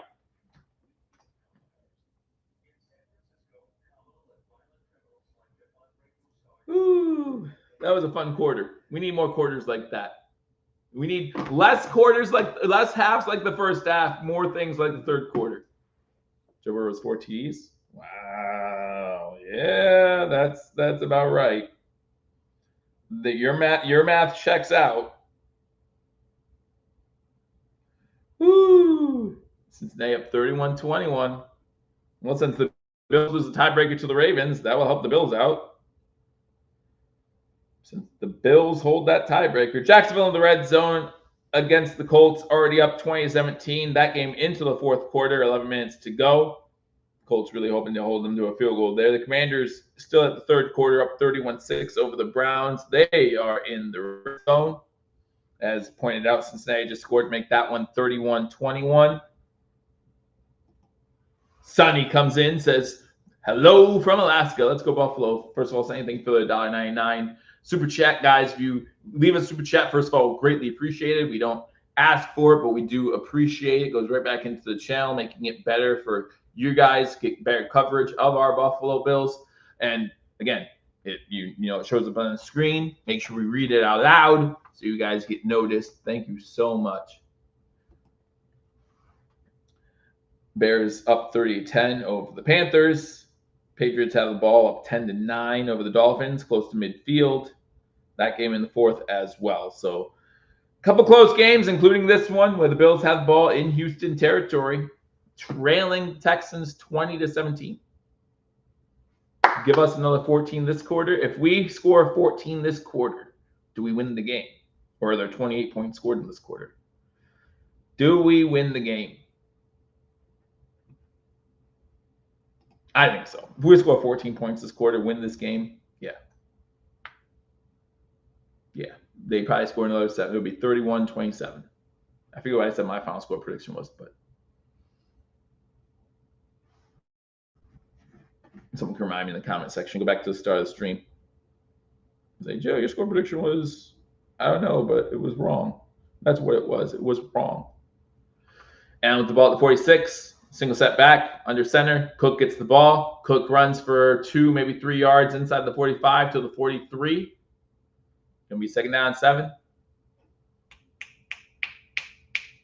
2nd and 7.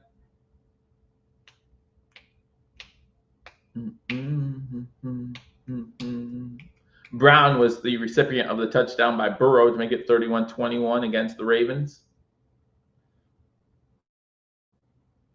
Let's go. Again, Selena, thank you for the $1.99 super chat. We appreciate it. Single set back, Allen under center, 2 wide receivers to the bottom of the screen. This is a handoff again, this time Ty Johnson. He loses 2 yards. Why are we spamming run play? I don't know. And that's, yeah, you're right. That's multiple times. We've run the same run play back-to-back times. Now, for the majority of them, the first time it's very successful, go to the well again. It's not. This time it was a 2-yard gain followed by a 2-yard loss. Now it's 3rd and 10. 3rd and 10 from the 45. Not even in field goal range yet. This is one of those spots where it's tricky. What do you do if you don't gain any yards here, right? You punt it away and hope to get in bad field position.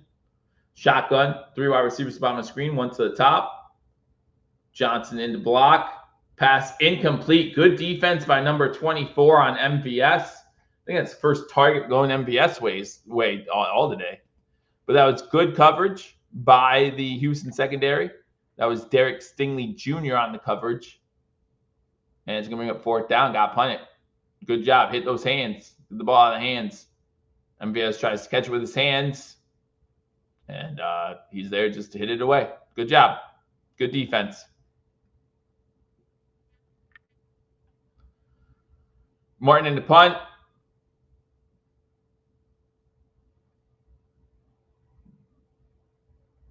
Fair catch called for inside the 15, about the 12-yard line. That's where Houston will take over, up by 3. Defense needs to step up once again. All that happiness is about to be gone if the Texans score a touchdown this drive. That's all I got to say. It's unfortunate, but sad but true. Sad but true. Dolphins have the ball, still trailing 10-9. 12 minutes to go in the game there.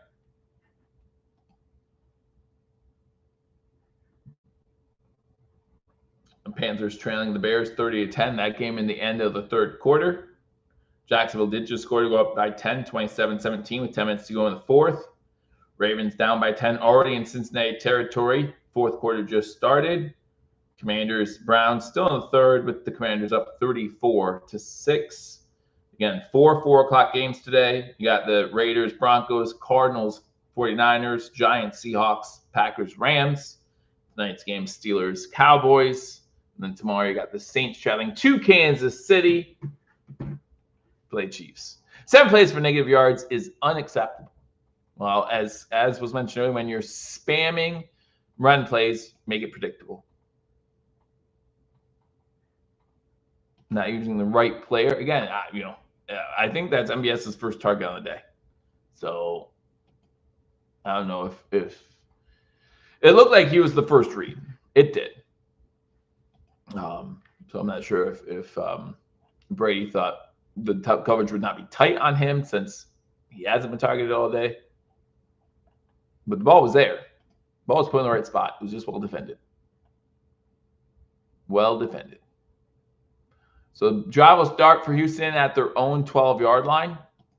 Again, this defense has to step up. Been tale of two halves for both these teams so far.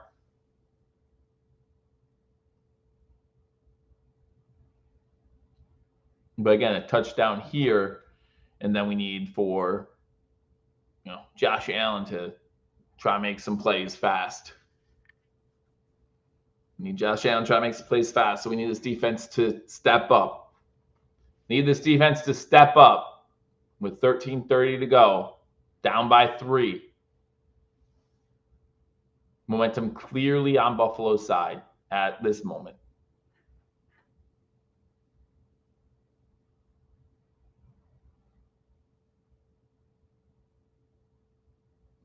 Single set back. They're going to run on first down. Stopped at the line of scrimmage.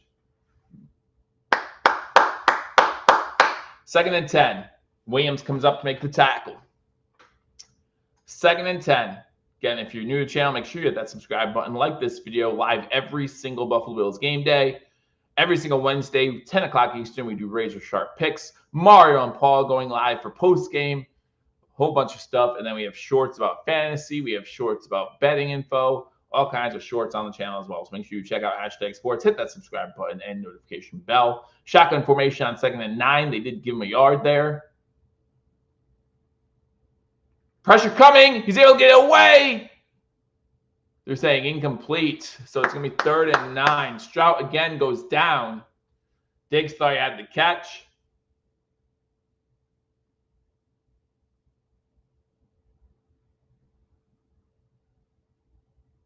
No catch. No catch. No catch. No catch. That ball clearly hit the ground. It's sliding on the ground. No catch. 3rd and 9. Let's go. 3rd and 9. CJ 20 of 26, 264 and a touchdown. Shotgun. 3 wide receivers on the screen. Wide open. Oh, Schultz catches that one. 1st down to the 30. 1st down to 30. Bills defender got his hand up, almost able to deflect that one away. Diggs was not quiet in the first half. In fact, he had the first catch of the second half for the Texans. But since then, not too much going on for Diggs. Correct.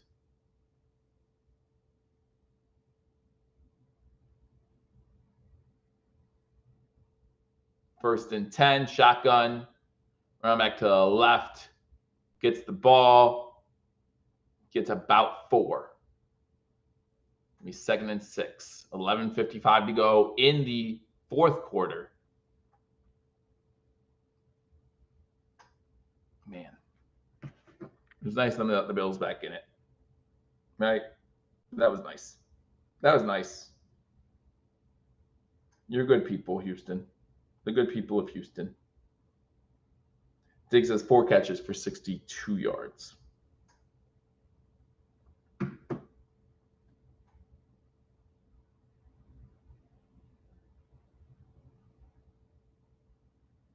Run stopped, right? No gain, no gain, no gain, no gain. Okay, good. Rasul Douglas on a tackle. 3rd down. Another big 3rd down. I'm actually surprised that Akers has not been the featured back. It's been the, even though he has more running yards, but it's been Agu, how do you say his last name? Agu something.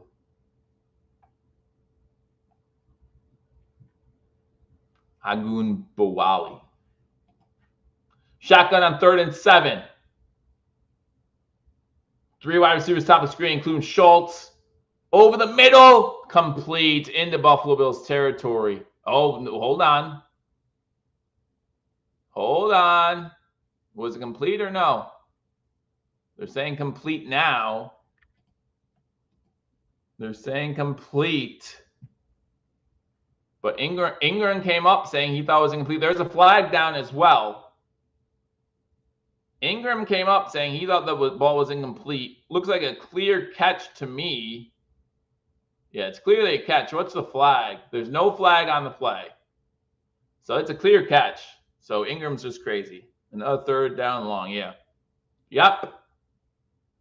Another 3rd and long. They thought they had Solomon with a late hit, but he hit around the waist. Glad they didn't call that one. Baltimore scores, so it's 31-28 with 9 minutes to go in that game. Talk about back and forth battle. This one, not so much back and forth. It went one way, and now one team's trying to come back and might fall short. But there's still 10.5 minutes to go. In Buffalo territory, fake a trick play. Did you catch it? Good play by Rasul Douglas, not getting fooled. Pass is complete to the running back, but goes for a yard loss. Man, if Rasul Douglas gets another step on that and reads that sooner, it could be a pick. Maybe even a pick 6. But unable to read it that quickly, but it's a yard loss. It's going to be 2nd and 11. 2nd and 11. But if you're Houston, I mean, obviously you want to score on this drive, but if you're Houston, you have to be happy starting the ball with the ball at your own 12-yard line, getting to midfield. Excuse me. Stroud under center. Fakes the handoff, looking to throw. Go down! He has plenty of room to run. He has plenty of room to run, makes a man miss, and gets out of bounds after the first down. You can't get him down, you have problems. If you can't get C.J. Stroud down, you have problems, man. You have to get him down in the backfield if you get your hands on him. You can't miss like that. You can't miss like that, Rousseau. Come on. You can't miss like that.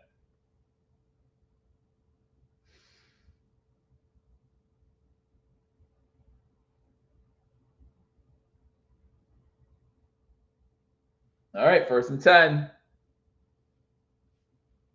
9 minutes. Clock still running.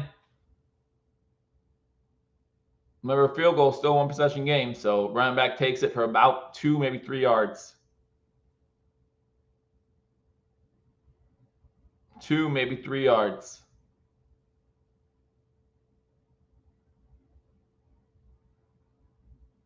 Why is the Texans bull in Buffalo blue? That seems weird to me. Isn't he normally black? Isn't the bull normally black, but he's in Buffalo blue today? I'm okay with that. It should have been a sack there. You're absolutely right. Rousseau missing that sack was so big. But you can't go down 20-3 against good teams and expect to come back either. So fakes the handoff. Looking to throw. Intercepted! Bernard with the interception. Man in the kitchen, you got it. You got it. You got it. You got it. Terrell Bernard, first game back. And he gets an interception in this one. Woo! And Bill's still only down 3. Pass intended for Diggs. It would have been behind him anyway. Would have been behind him anyway. Bills will take over. Wow. Being a Bills fan is hard. Being a Bills fan is hard. Houston up 2017. Bills just got the ball on an interception by Terrell Bernard. A little bit, look at the ball 1st and 10. Miami has the ball at midfield, trailing the Patriots 10-9. Bears have the ball up 30-10. Colts trailing Jacksonville 27-20. 6 minutes left to go in that game there. Baltimore and Cincinnati in a close one. Cincinnati just scored again. Oh, my goodness. So Joe Burrow has 5 touchdowns. 5 touchdowns. 38-28. Wow. Wow. Commanders up 34-6. That Joe Burrow guy is pretty good sometimes, too. Joe Burrow is pretty good sometimes, too. That's Chase's 2nd, right? What game? Excuse me. That's a fun one to watch. 28-38. So what? Brown and Higgins both have 2? No, Chase and Higgins both have 2? Brown only has 1. Brown has 3 catches for 8 yards and a touchdown.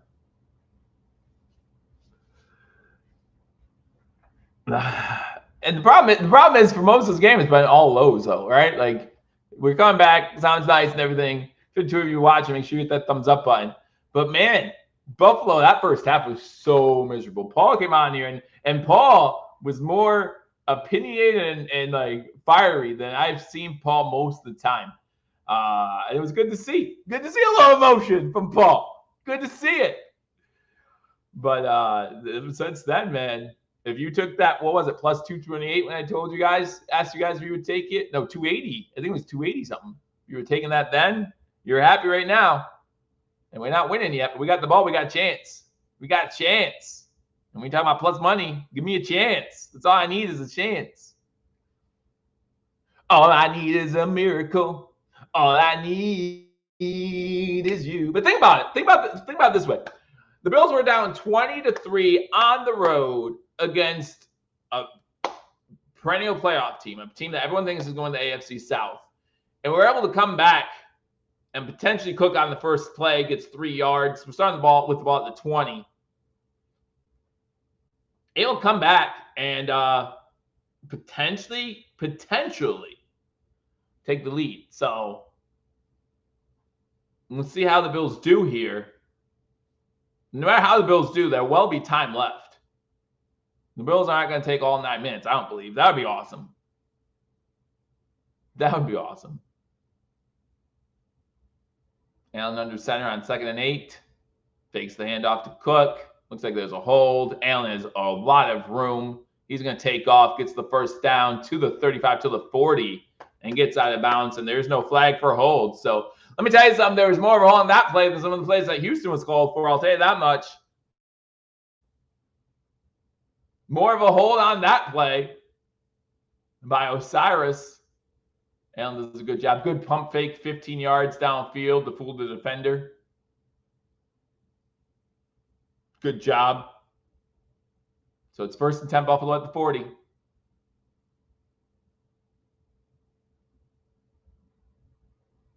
Two wide receivers on the screen. Hand the ball off again to Cook. Cook maybe a yard. Lots of running. 6:40 to go here in the 4th quarter. So that was all Chase then. Chase just break. Oh, jeez. That was all Chase. It was a wide receiver screen, and he just took off. And the blockers downfield maybe, but Chase did all the work there. Burrow got a lot of yards on that one for very little work. Burrow was like, thanks, man. Thanks for helping me in my MVP case. Shotgun formation, 4 wide, 2 to each side. Bills moving from left to right on your screen. Looks like is not blitz coming. Allen doesn't see it. He is able to get the ball away. Wow. Allen just saw it in time to get the ball away. And the running back was in the area. Yeah, I haven't heard much from Ray Davis today, but he was on that play. And the Texans said blitz. And Allen tried to get it out to Davis. Pretty much just tried to get it away. But it was close enough to Davis that they gave it to him. 3rd and 8. 3rd and 8. 6:06 to go.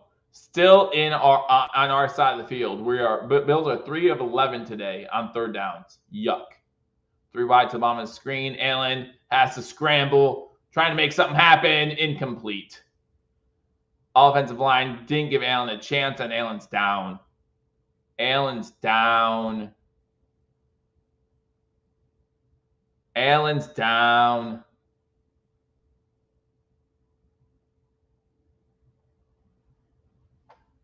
The offensive line is completely to blame for that one.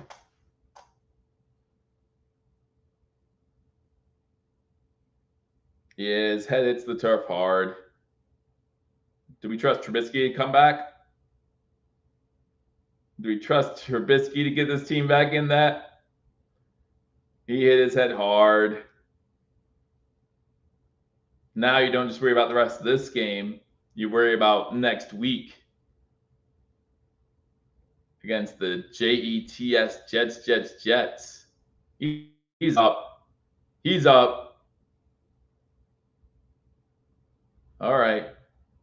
I think he's done for the game. No matter what, I think he's done for the game. 4th and 8, we're going to have to punt it away. Need this defense to step up now big time. He's talking to the coaches. I think he's going to be all right. I think he's done for the game, though. Personally.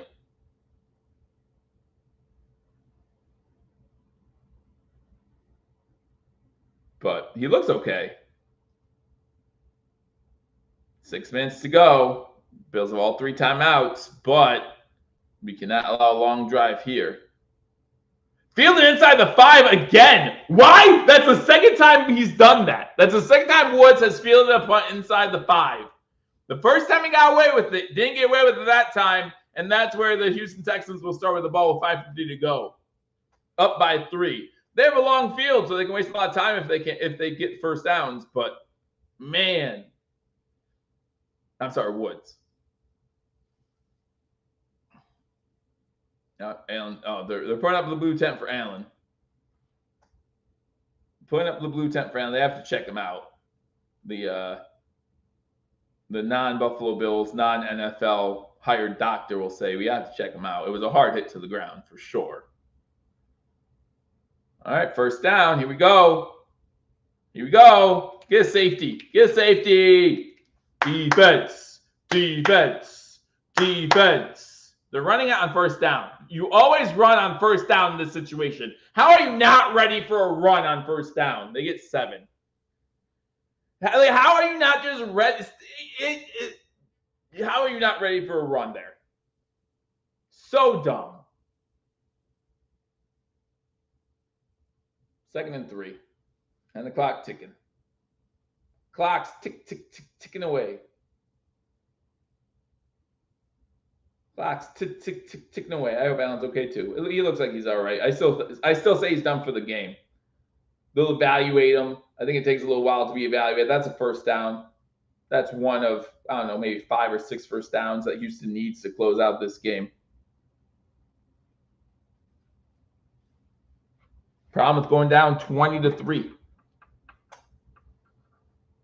Problem with going down 20-3. Good news is the Jets lost earlier.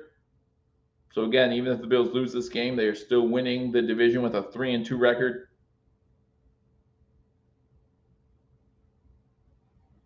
Miami scored a touchdown. They're up 15-10.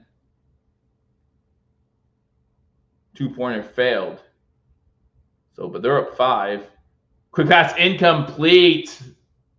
Running back drops it, or else he could have had another first down there. Clock stops with 4:29 to go.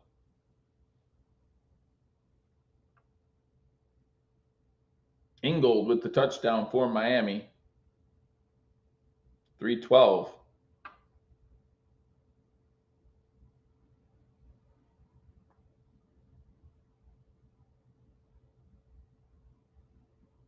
$4:29 to go here. Houston has the ball, 2nd and 10.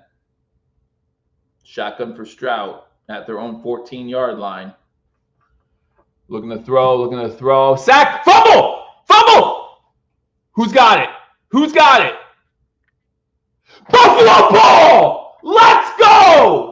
Trubisky doesn't need to do anything. We're in field goal range. Let's go! Williams with the recovery, and what a tale of 2 different halves. We got pressure on Stroud again. This time, get our hand on the ball. It's going to count as a strip sack. It counts as a strip sack, I believe.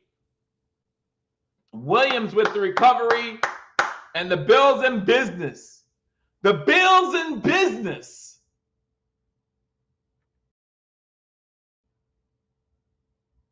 Trubisky doesn't have to do anything. Just hand it off to Cook. If he doesn't get any first downs, kick the field goal, we're tied.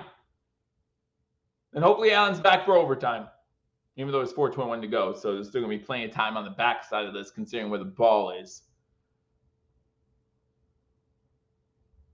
Dan Dawkins talking up Trubisky, saying, we got you. Trubisky watching the replay of the last play on offense where Allen got hurt, saying, I don't know if you do. I don't know if you do. It's Mitch Trubisky coming in. Mitch Trubisky coming in. Allen's running. He's got his helmet. He's like, don't worry, guys. No. Allen's like, no, not Mitch. Not biscuits. Hand off to Cook on first down. He gets back to the line of scrimmage. Allen's running. He's like, no, I got you, Mitch. Good job. Good handoff, Mitch. Good job. Good hand the ball off. No, you did great there. Oh, that's funny. Allen was in the tent. They said, oh, Bills recovered fumble. He's like, get me out there. Shut up. Give me my helmet. No one's telling me I can't go in. This isn't a McGovern situation. You ain't kicking me out.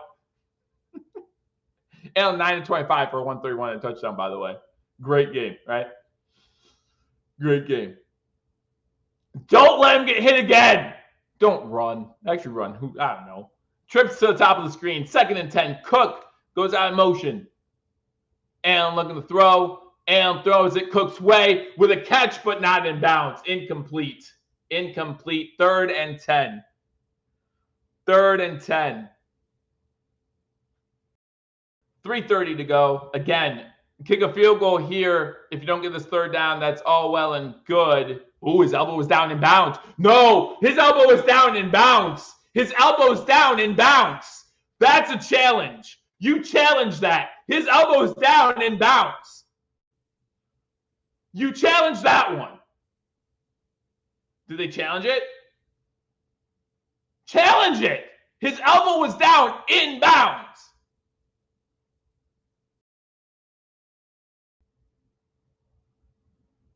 You call a timeout. That one you challenge, in my opinion. His elbow is down in bounds. Catch. He never loses control of the ball. 1 foot. I think that's a catch. That one angle shows his shoulder or elbow. By the way, Baltimore scored because everyone's scoring in that game. Down, in bounds. Maybe it's not. It looked like it might have been. It looked like it might have been, but maybe it's not in bounds. I thought from that one angle, it looked like his elbow was in bounds when it fell. No, they just called a regular timeout. They didn't challenge it. Yeah, the one angle, for some reason, I thought his elbow or shoulder ended in bounds, but looking at it a few times, I'm glad they didn't challenge it. But if they were going to call a timeout anyway, might as well challenge it, right? If you're going to call a timeout anyway, why don't you challenge it there? It's another way to look at it, right? You're not going to use 2 challenges in a minute. And looking, has a spy on him, looking, throws it, end zone, incomplete. So we have to settle for a field goal. 4th down. And that's scary because with 3:15 to go, that means all CJ Stroud has to do is get their team in field goal range. That's all he has to do.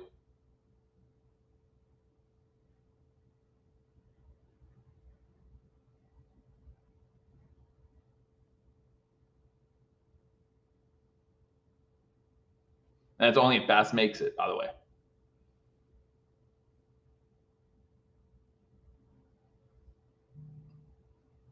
$33-yard field goal. Kick is up. Kick is good. So we need the defense to step up again. 3:18 to go. We need the defense to step up again.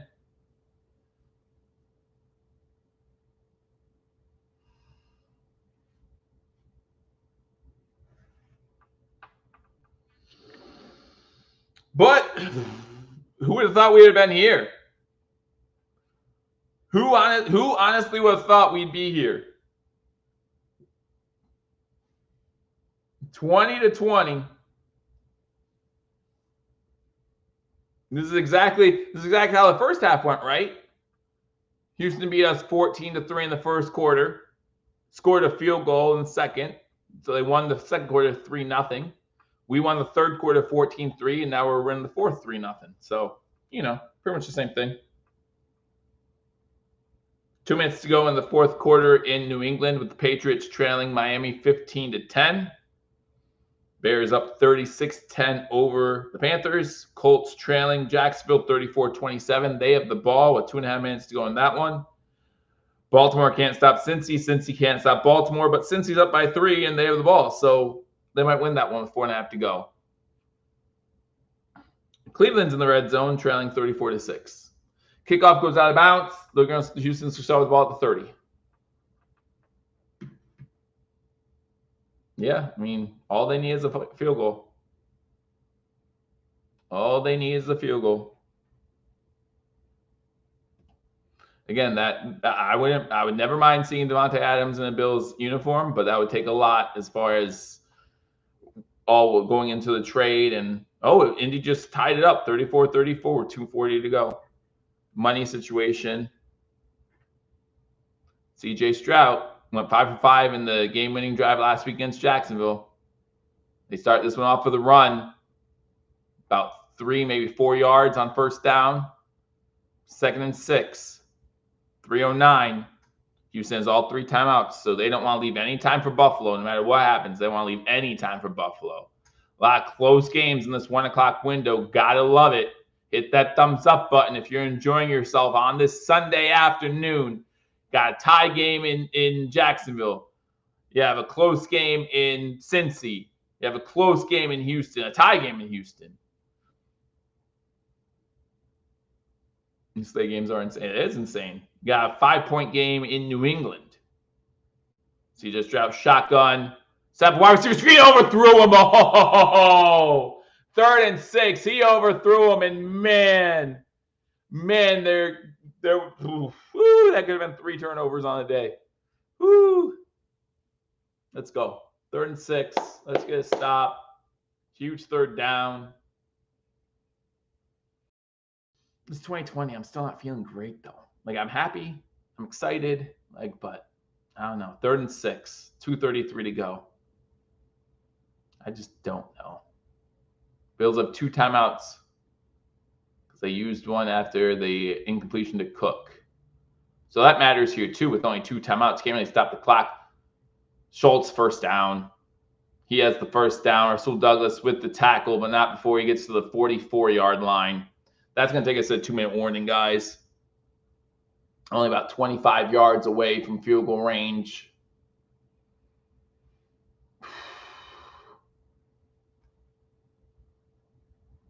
Dang, man.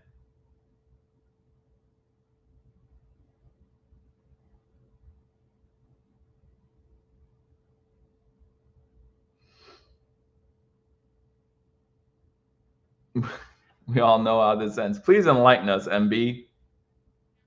With a missed field goal? Is that what you're thinking? Ends with a missed field goal?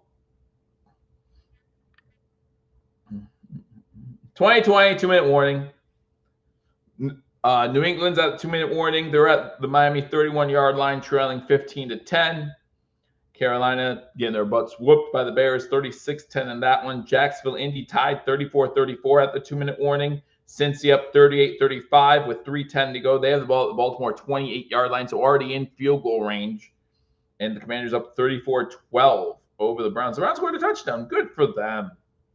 Good for them. Atkins with the touchdown.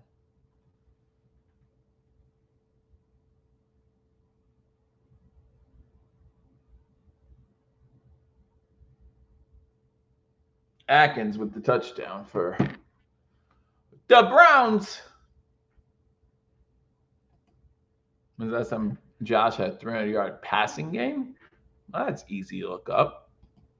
That's easy to look up. 300 yards passing. We had the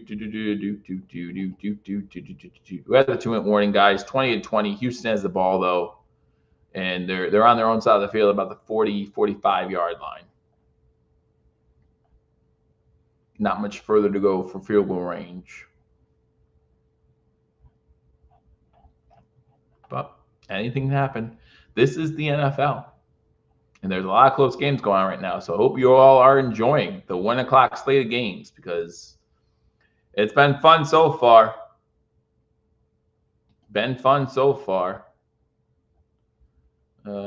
300 passing yards. So he had 359 in the game against Miami last year in the regular season. He had 359 in week 17 of last year. Week 18 of last year. 17th game, week 18 of last year. So just hasn't had one yet this season. That's all. You should have known the last one was against Miami. I mean, I agree that pressure has not been consistent in the kitchen, but we just can't tackle the guy. I think there have been 4 times we've been in the backfield and just unable to tackle him. All right, they are 15 yards away from the field goal target line. 2 minutes to go. They're going to hand the ball off. He's tackled in the backfield for about 3-yard loss. Yeah, if I'm the Bills, I consider calling timeouts. Someone called a timeout. if I'm the Bills, I do consider calling my 2 timeout. Yeah, they called their first timeout, 154 to go.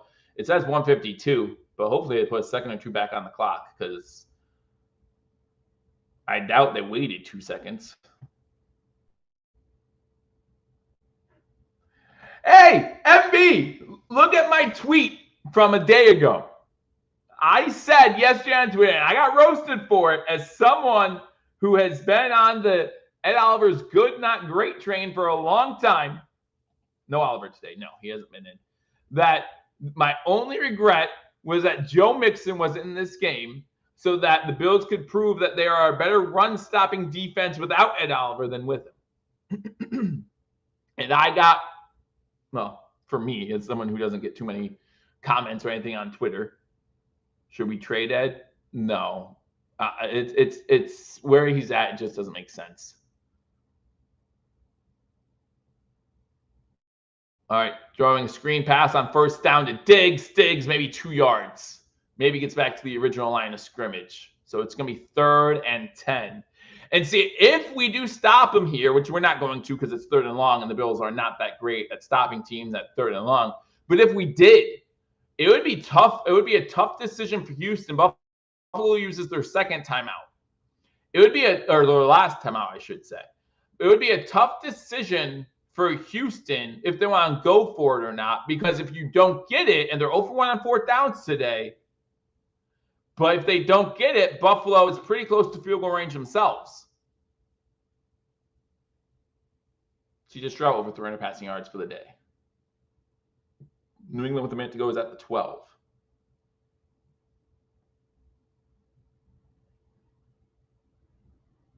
Anyone on the defense is replaceable. And listen, I've been on this hill, I feel like by myself, for 3 or 4 years now. But I think anyone on the defense is replaceable. At this point, I'd rather give up a touchdown than a first down because at least Allen would have time to respond. 3rd and 10. Blitz coming, picked up, no one there. Nobody on the outside. Oh, that's a flag. That's a 15-yard flag. How is that not a flag on Benford? That should be a flag on Benford. I'm sorry, that should be. But this late in the game, it was a first down.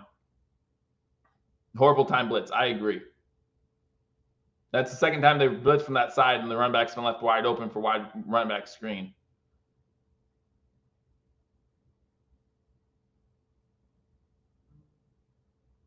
I disagree with the previous assessment that should be a flag on Bernard. I disagree with that now. 1:10 to go. Bills have no more timeouts. They're close to the target line for field goal range, for a fair burn. Just stop the run. That's all they're going to do. They're going to run and get this to game-winning field goal distance.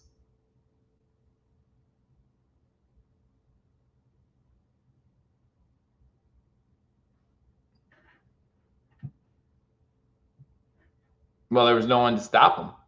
Throwing it on 2nd down, quick pass out to Schultz, makes the catch inside the 40 to the 39. 44 seconds to go. It's going to be 3rd down. He's out of bounds there, so it stops the clock with 44 seconds left. So this, again, is a big 3rd down. Because if they're throwing the ball on 3rd down and it's incomplete, you stop the clock again. Long field goal, he misses it. Buffalo would have a shot. I would still say watch the run, though. They're going to run this ball. They're going to run this ball. Never mind. He's going in motion, so Stroud's by himself. Not saying that Stroud can't take off with it. Bills send everyone incomplete. So that's big. That's huge. 4th and 5. McDermott's looking for an intentional grounding. McDermott's looking for intentional grounding, which would take him out of field goal range. Because Schultz is cutting in when the ball gets thrown out of bounds. And he's in the pocket. He's in the pocket because the blitz comes right away. There is a flag. No way. No way. Intentional grounding, loss of down, out of field goal range. Oh, my God. Are you kidding me? Loss of down, intentional grounding. This would be a 64-yard field goal attempt from where he was at, right? Let's see. He threw the ball at the 46. So the 46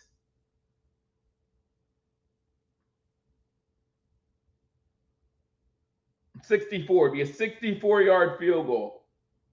64-yard field goal. And if he misses it, the Bills will start the ball on the Houston side of the ball. So what do?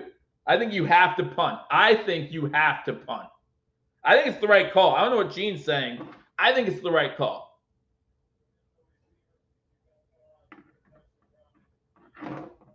Only a 10-second runoff if the clock's still running. They are punting. If the clock's still running after the play, there's no 10-second runoff. There's no time. With no timeouts, I say kneel it, go for overtime. With no timeouts, you kneel the ball and go for overtime. You don't do anything stupid. Let the ball go, and you're inside the 5. You kneel the ball and go for overtime. Now they have all 3 timeouts though too. So do you hand it off to Cook and see if he can do something? Problem is they have all 3 timeouts. If that ended in a touchback, you kneel it. They're not going to call timeout. But with all 3 timeouts, this might become a little dicey.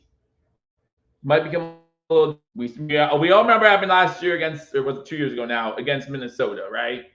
Like, remember that. So we'll see.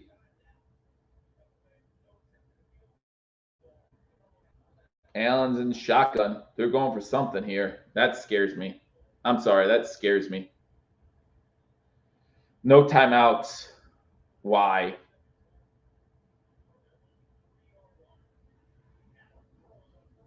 Incomplete. We're going to punt this ball out of our end zone. Now there's a flag for pass interference. Oh, my goodness.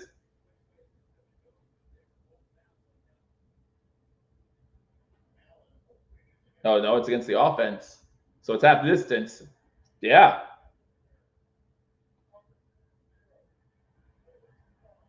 Oh, they declined the penalty. It's going to be 2nd down. I would have accepted the penalty.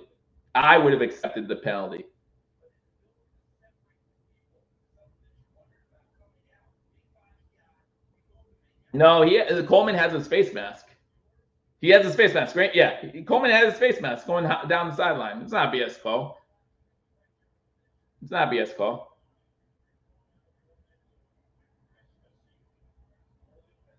Yeah, holding penalty in the end zone, safety. If I'm the Bills here, I run Josh Allen up the middle. Get the yards you can, please. This is so dumb. So dumb. Holland's incomplete. Now Houston's getting the ball back.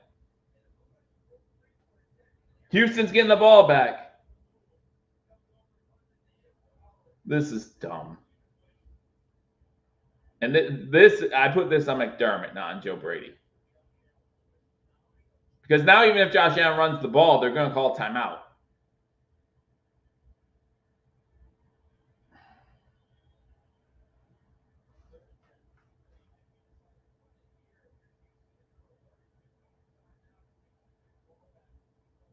There's a halfback delay. Nope.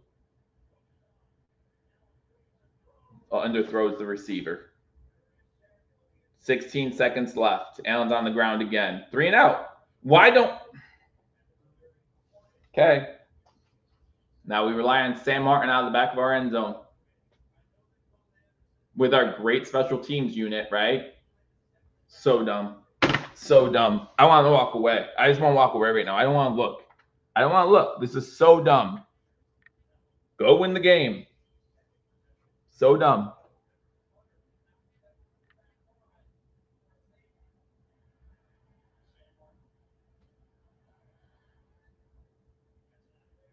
Yep.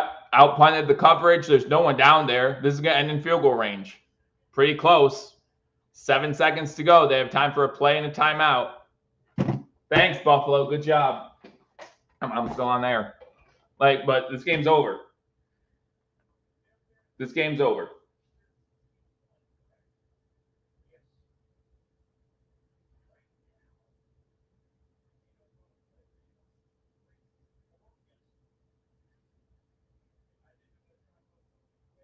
So dumb.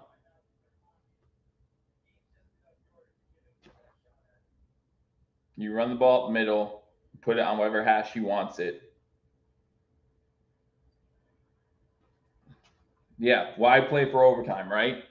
Take 3 pass attempts. So dumb.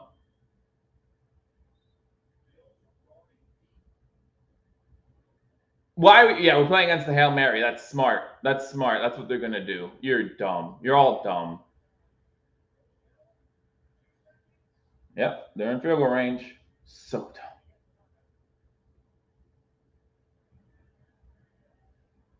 I can't speak to how dumb that was. I mean, there are no words to talk about how dumb that was. What are you going to do? What are you going to do with no timeouts and 30 seconds on the clock? He's making this kick. What is it, 61 yards? These are like chip shots in today's NFL for some reason.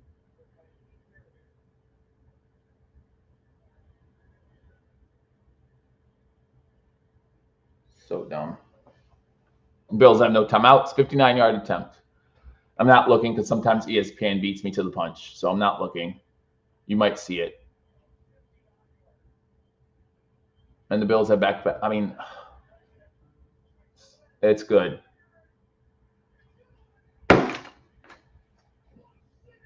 Are you shitting me right now? Are you shitting me right now? You're so dumb. And everything that happened in this game, and you end it because you can't. You're so.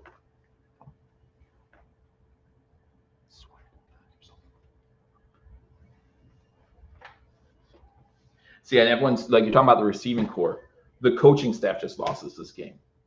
The coaching staff just lost us this game. Just like the coaching staff didn't give us a chance to come back against Baltimore with their stupid play calling. You're so dumb. A 60-yarder is easy in today's NFL. Easy in today's NFL. And you just give it to him. You give it to him in a tie damn game. In a tie game, you're like, oh, take the game.